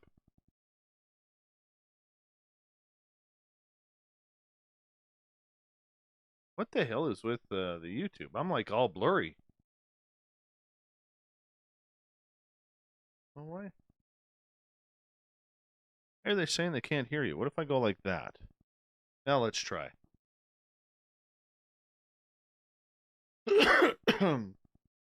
Oh.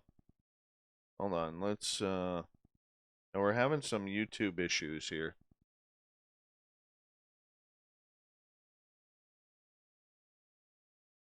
All right, now do you want to talk there for a second, Merle? Because nothing has changed here.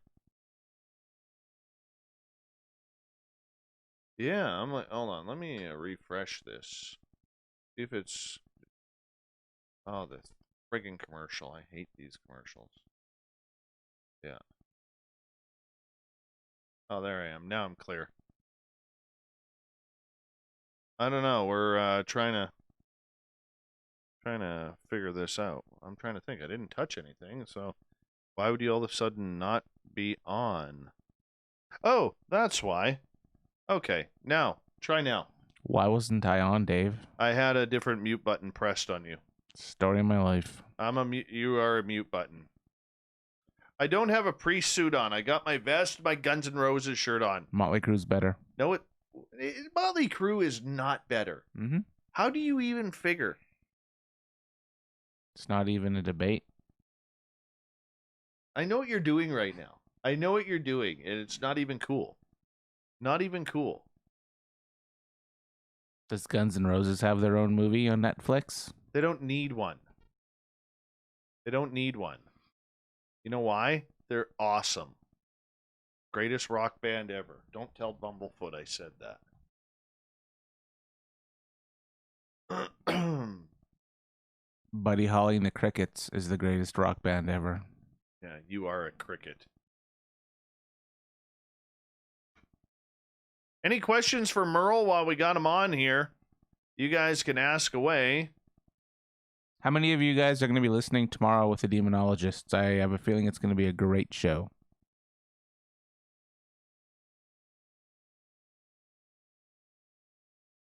I'll be sitting beside Dave, so I can interact on YouTube as well. I think we're going to try and just shuffle the camera. We're going to move you over there. Okay. Okay. And then what we'll do is we'll just move the camera over, and hopefully we'll be able to capture both of us. That would be kind of cool. That'd be a strong capture. Very strong capture. Wide angle lens needed. Hi, Eva. How are you? Should never asked why I call her Eva. Do you know what that's from, Merle? Eva. I do not. What is it from? Do you remember the Disney movie Wall-E? I did not like that one. I liked that one. Well, you look like a guy that would like that one. I do. You kind of look like Wall-E. Why would you say that? That's not very nice. Why can I not find the end of this commercial? Right there it is. Copy. Paste. Wall-E. Eva. Eva. Yes, I would agree with you, Corrins, the booking guy. I'm right with you there. Right with you there, buddy. What did he say? He said Wall-E made him cry. It did. Made me cry too. Eva.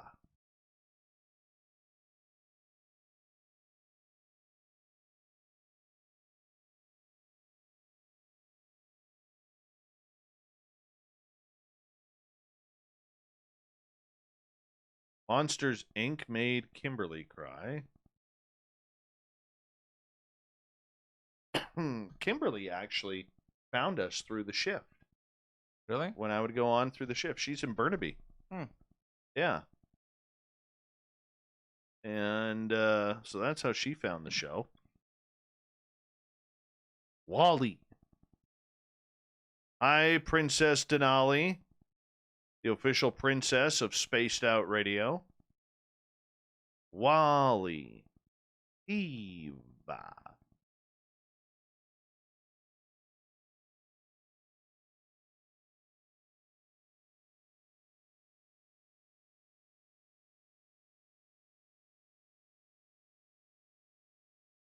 Merle o'clock, man. All Merle. All day. All night long. Tomorrow.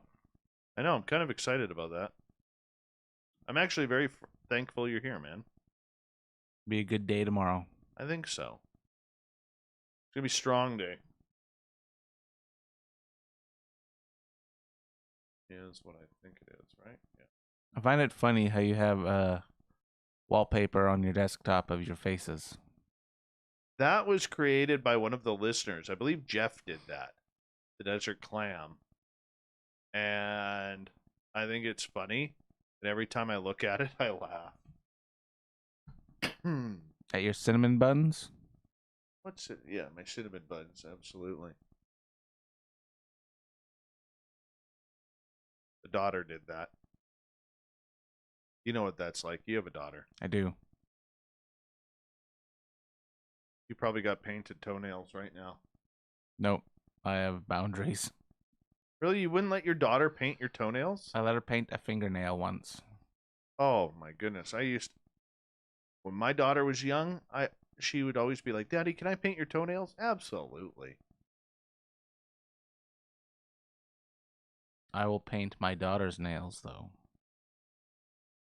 Oh, yeah. You have to. You have to.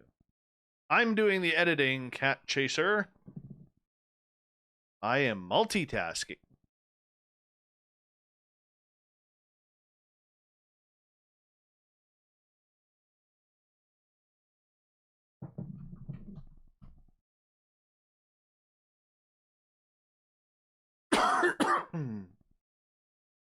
Vinny paints his every year for the playoffs.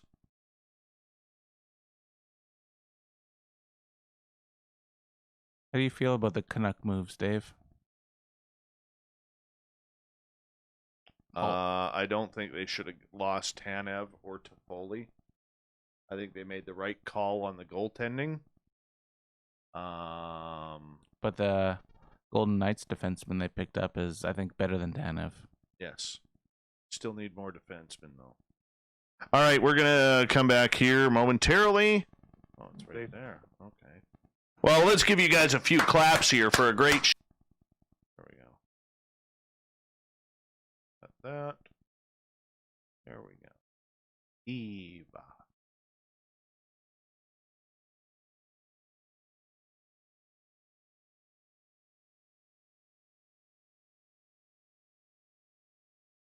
Merle, what's the greatest 80s rock ballad out there? Give me your top 3.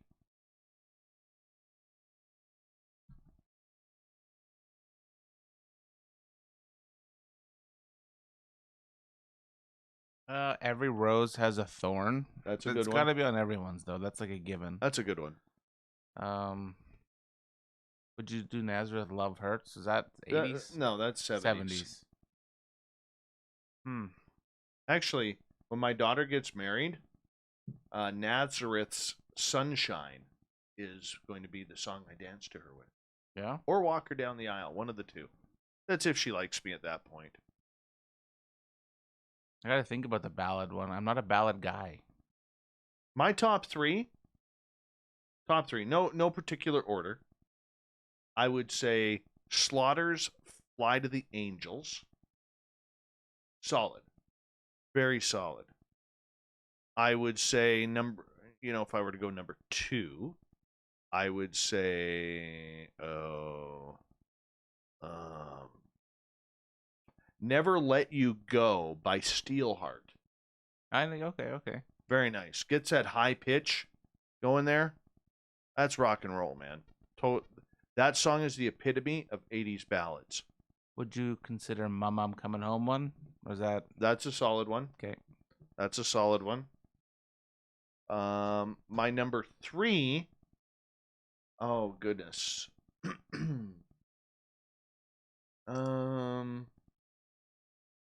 It's not even a GNR ballad. Like you couldn't put November Rain or... No, because that's a 90s. 90s, yeah. Yeah. Well, that era, if you want that era, probably... no. Home Sweet Home by Motley Crue. Mm-hmm. Yeah. That would have been... That was one of the ones Theater of Pain album. Yep. Oh, yeah. Home Sweet Home. Yeah, definitely.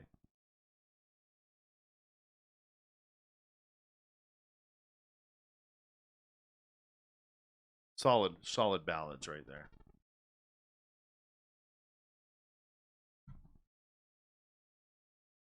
Kimberly is Wanted Dead or Alive, Silent Night, both by Bon Jovi, and Home Sweet Home. Home Sweet Home would probably be my number 1 with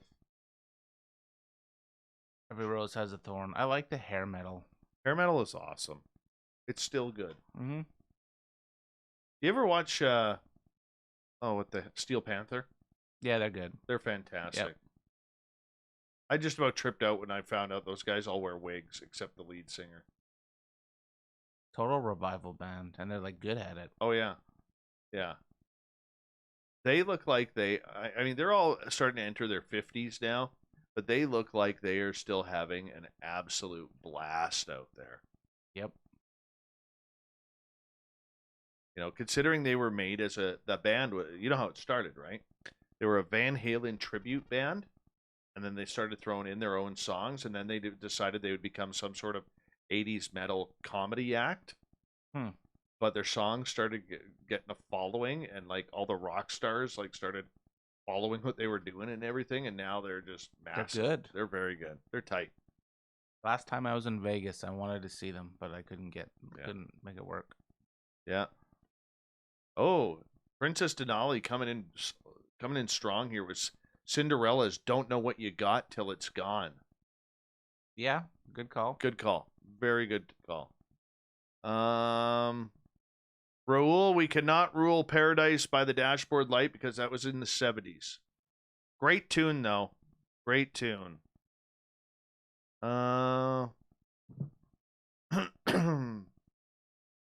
Corey, ballads, not metal.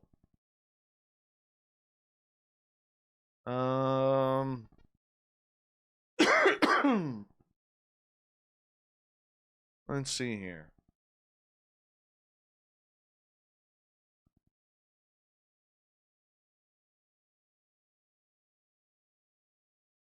What am I doing? Would you consider 18 and Life? 18 and Life was a good ballad. Would you consider that a ballad? Because it gets pretty rowdy. Technically, it probably is a ballad. Although, I Remember You is the true ballad of that album. Yes.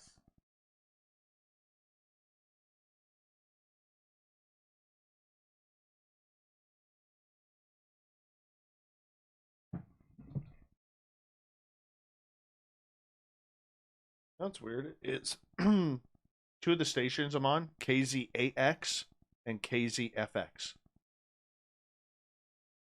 Drives me nuts. I always confuse them.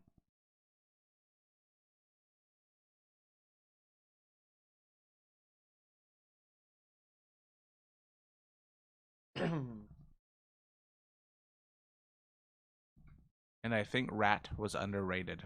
Rat was totally underrated. What's your favorite song by them? Oh, their typical one. Round and Round? Yep. But if you listen to the lyrics, that song is so comparable to the top tier metal. Oh, yeah. Yeah, Rat was good. Round and Round. I love their Wanted Man song, too. Wanted Man was large. I got into it. Who was I talking? One of my friends who's a big metal guy. Oh, Corin's the booking guy. Silent Lucidity by Queensryche. Solid. Okay. Solid.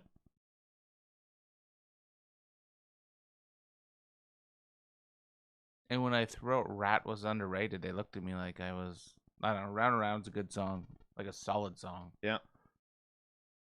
Yeah. Tells it like it is. Yeah, 100%. They're not fucking around with the herbicide prices with that one. I don't know what that means. I was going to say, what does that even mean? Exactly. Exactly.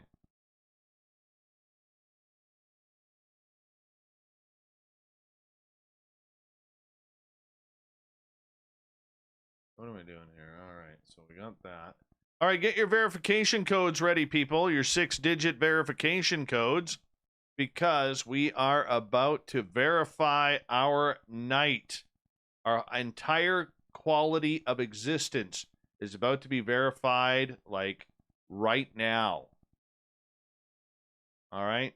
Your verification code for tonight, ladies and gentlemen, is 350-500. 350-500. Use it wisely and verify wisely, because we don't want you getting into trouble being unverified here on Spaced Out Radio. It's true. Merle, you get that? 100%. Excellent. I'm glad. It makes me feel better, Merle.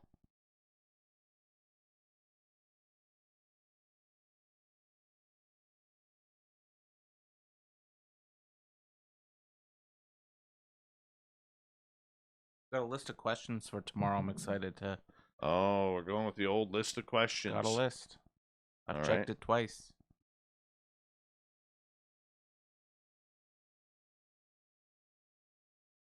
Oh, Raul comes up strong, man. Night Ranger's Sister Christian. I was going to say Fantastic that one, song. but would you consider that a ballad? I totally would consider Really? that a ballad, yeah. Totally. Yeah. Totally. So I'd put that as median, like in the middle. It is in the middle. It's like Sweet Child of Mine. GNR considers it a ballad, even though the majority of people do not.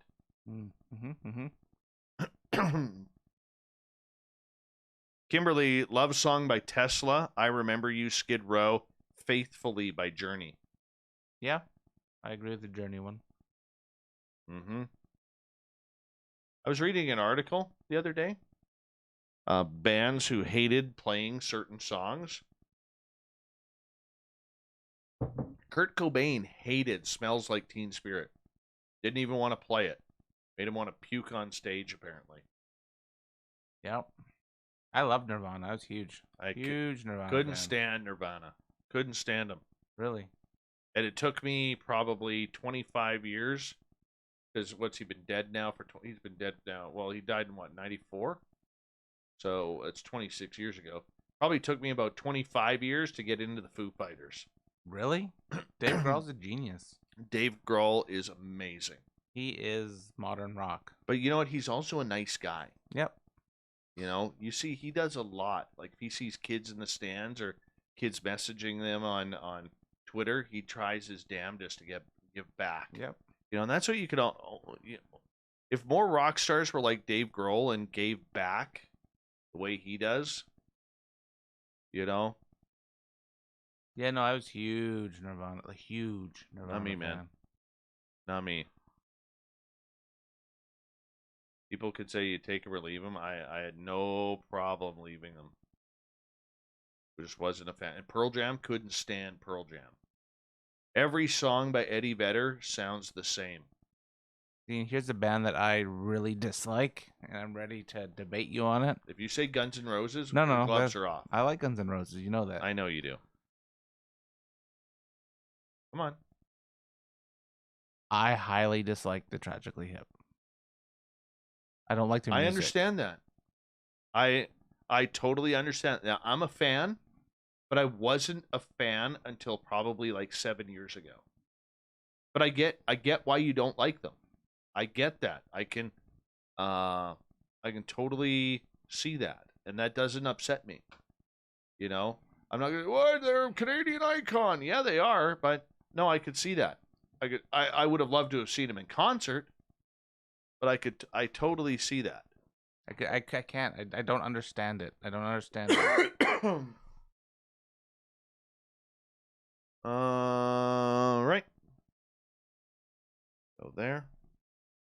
No, I totally see that. The Ukrainian watermelon is not a fan of the hip either. Ukrainian Watermelon's a you good know what? guy. I got the Ukrainian watermelon right here. Can you pass me that guitar too? It's like nailed down. There it is, Ukrainian watermelon right there in the studio. Watermelon is right there. That one's missing. Actually, these three are all missing strings.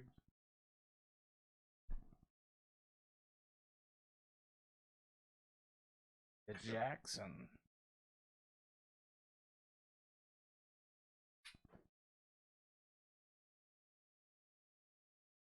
Mostly in tune. You tune them at the bottom.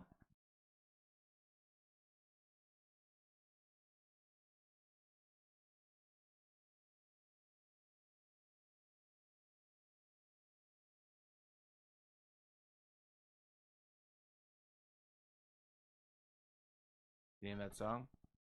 All apologies. Yeah. Yeah. You're a Nirvana fan. Drive me nuts. Pearl Jam couldn't stand though. It's funny because I couldn't stand Pearl Jam, but love Soundgarden. I can't. Nope. Don't like Soundgarden. Don't like. Nope. Spoon Man. Spoon Man was fantastic.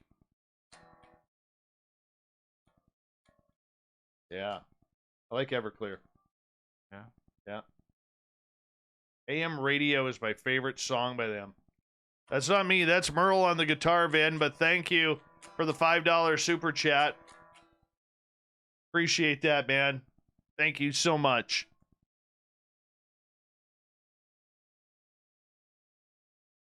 Winds of Change by the Scorpions. Fantastic song. Fantastic song.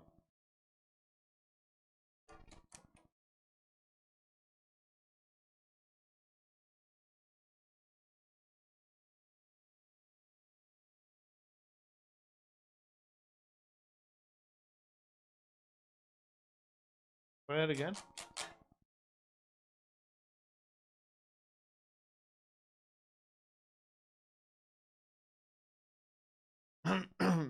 Alice in Chains was good. Been Caught Stealing.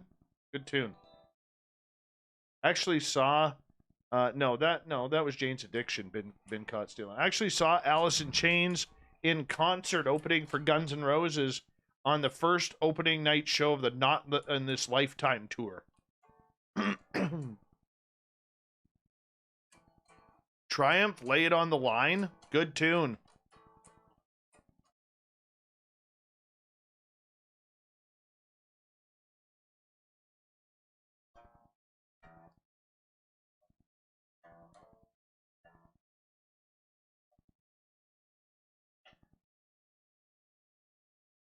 Nice guitar.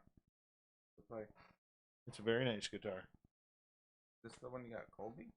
No, that's the daughter's. One? Yeah.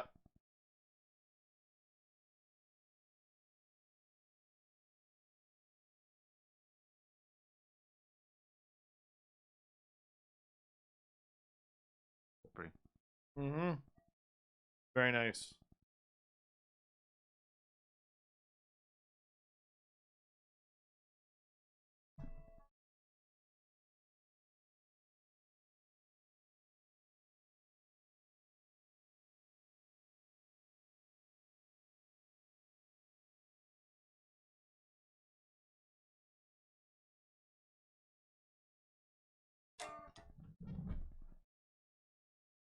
Here where we are in the YouTube followers for tonight.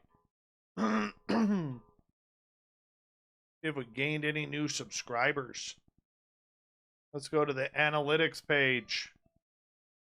We are at 9,240. Let's see how many subscribe to us tonight. Where are we? We go here.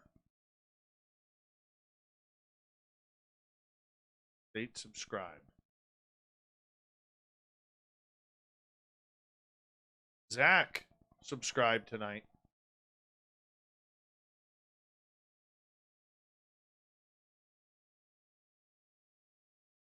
Okay, I honestly have to get you to stop. You don't know that song? Well, I'll tell you why I need you to stop. I could get flagged by YouTube for copyright infringement. Really? It's true. No, I'm dead serious. Do you know the song? That's System of a Down. Sugar. Yeah, I'm not a System of the Down kind of guy. No? Honestly, there's a band I hate. Really? Can't stand them. They're good. Can't stand them. Very good. No, System of the Down is terrible. And that Chop Suey song is horrible. Horrible. Really? Wake up. Oh, I hate that song. Don't play it because you'll get flagged. Yeah. I got flagged for humming a song.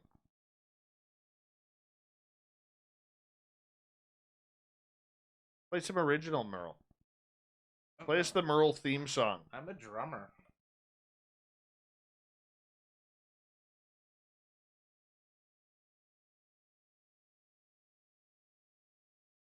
Oh, Corin's going huge. Ozzy and Lita with Close My Eyes Forever. There you go. Very nice. They can't hear you playing, which is nice.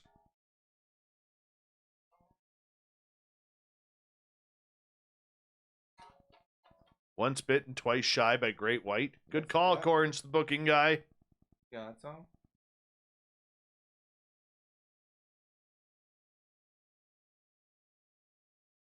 Sounds familiar. There's your crown, King Nothing. Falca. You know what? Funny story about that song. Guy I used to work with, name's Richard. We called him the King. King Richard. Yep. If you're a Canucks fan, you know who King Richard is. So I called him the King. So we had this title belt created.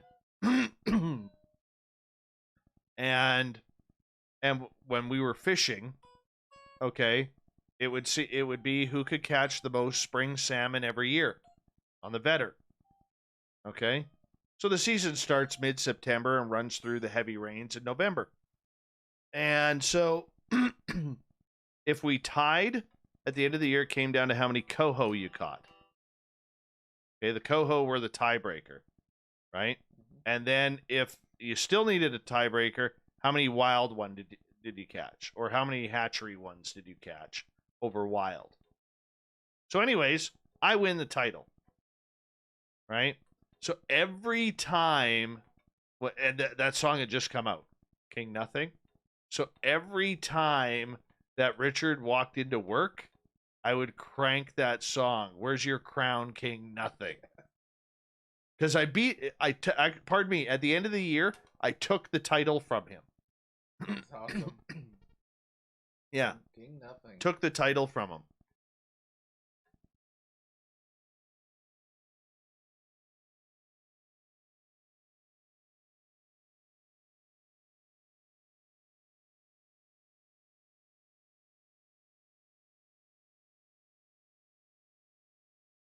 Bumblefoot sings Asia's Heat of the Moment, and only time will tell.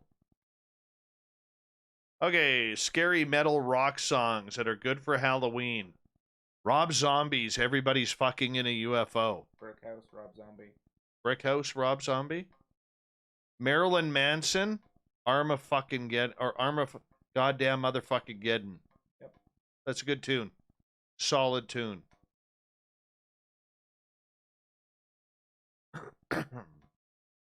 No, Vinny, I wasn't a bully. I just made sure that he knew about my championship belt.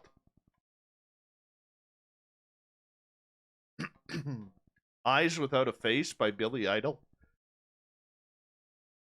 And being a guitar player for country in the 50s and 60s would be awesome.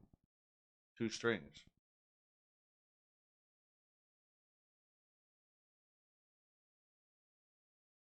Dark songs. Sick. Slow it down. No. Good song. Oh, sorry, Sick. Slipknot. That's not Slow it down. Yeah. Metallica's One. Oh, sick song. Good though. Good tune. Yeah. My favorite song by Metallica? Wolf of Man. My favorite song. That's a good tune. My favorite Metallica song, For Whom the Bell Tolls. Played that song live in front of, I think, 2,000 people. Yeah. On drums. Did you throw your sticks out afterwards? One of them. Yeah. Why? Because you wanted one? No, because it broke. It broke?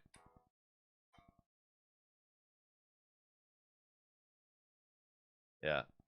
Top 3 Metallica songs for me would be For Whom the Bell Tolls, Sad But True, because I love that one.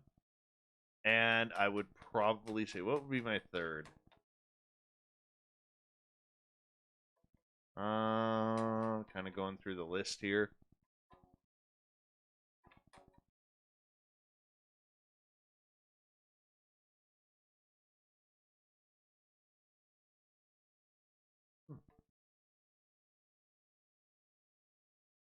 Probably King Nothing.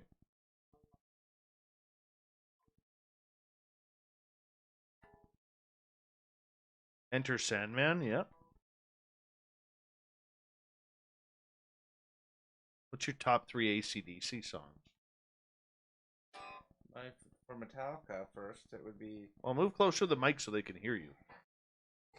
Metallica would be...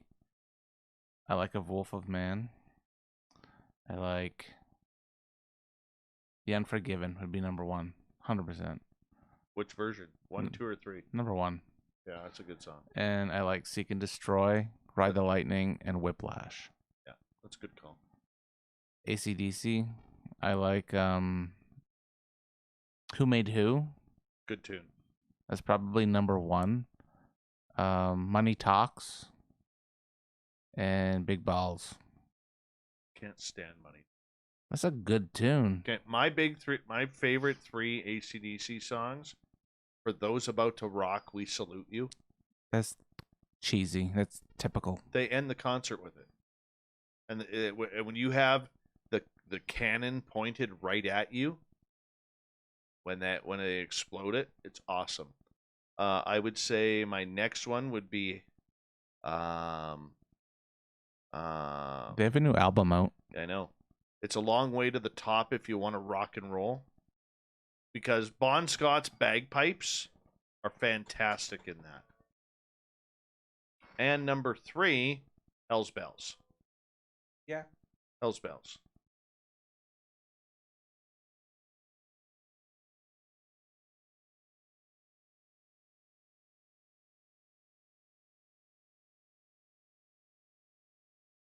What's your top 3 Motley Crue songs? You already said Home Sweet Home for the ballad. No, that's not. I'm not even gonna put it in my top 3. I'll tell you right now, what my top 3 are because I have it on my top 3 list. Wild Side. Wild Side would be on mine. Shout at the Devil. Not mine. And it's it would be a tie between Kickstart My Heart and Same Old Situation. Same Old Situation's good. Here, kitty, kitty. Here, kitty, kitty. Kitty, kitty. My favorite part of that song. Yes. Because you know he's prowling. Absolutely. Yeah. Let's see. My three Motley Crue songs would be Primal Scream, Wild Side. Wild Side gets me pumped. Yeah. And my third one would be probably Kickstart My Heart. That's a good tune. Back when I used to play drums, Motley Crue was always my warm-up band. I'd warm up to. When I was playing hockey or coaching hockey, and I knew it was going to be a really, really rough game, it was Skid Row's Slave to the Grind. That works. That worked for me.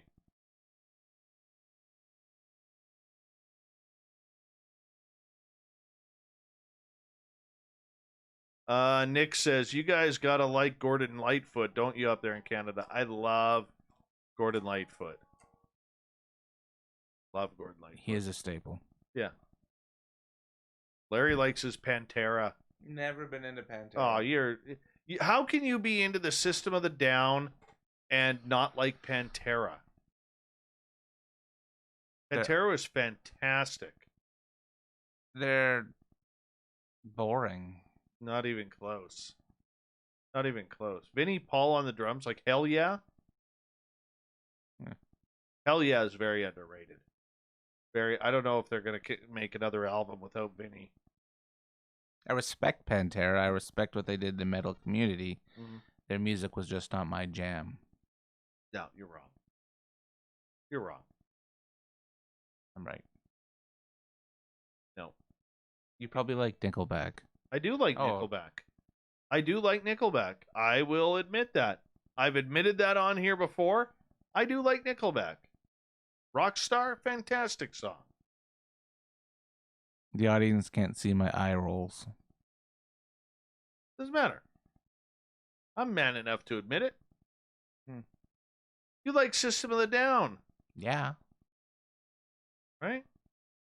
What have they sold? Like 17 albums in the last 30 years? Doesn't matter. They sold lots.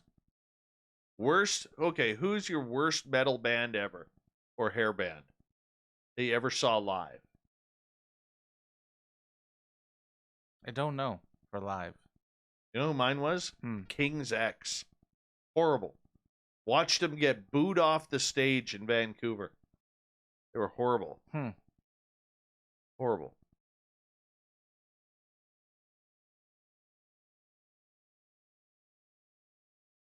Trying to jog my head on the concerts. I don't remember.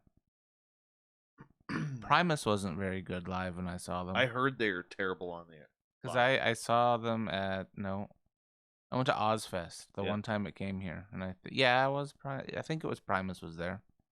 I used to like them. I appreciate how talented Les Claypool is. They didn't. I bet you did they perform Winona's Big Brown Beaver? Of course they did. That's a great tune. It's their only hit. No, they have a ton of hits. Besides the South Park theme song. Oh, they have a ton of hits. Winona's Big Brown Beaver is the best. Jerry was a race car driver. You must know that song. Yeah, I know that one. I'm just not a fan. Too Many Puppies. You know what other song I like? Jackal's Chainsaw song. What's that? I'll play it for you later once we're off. Fantastic. They have no guitar solo. They have a chainsaw solo. I appreciate that. Yeah. And I always thought they kept the blade off. Or the chain off. No. I also like Korn. Porn's all right. I'm not the biggest fan. I would never buy their stuff. You know who I enjoy? Just for entertainment value, I couldn't name a song. War. One of my top 3 favorite heavy metal bands. Rammstein. They're probably number 1. Not mine. No? No. No. I like them. I do. But not my Best concert I ever went to. I bet. I heard they're pretty intense. It's not. There's no competition.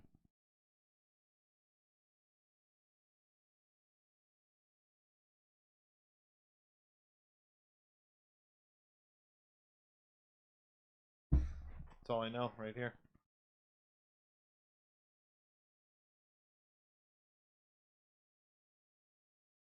What was that? Hold on.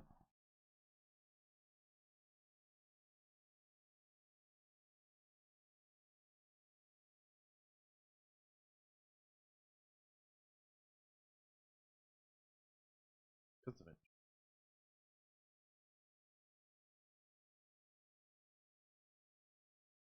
Fuck it. Not even gonna try. Obviously not wanting to.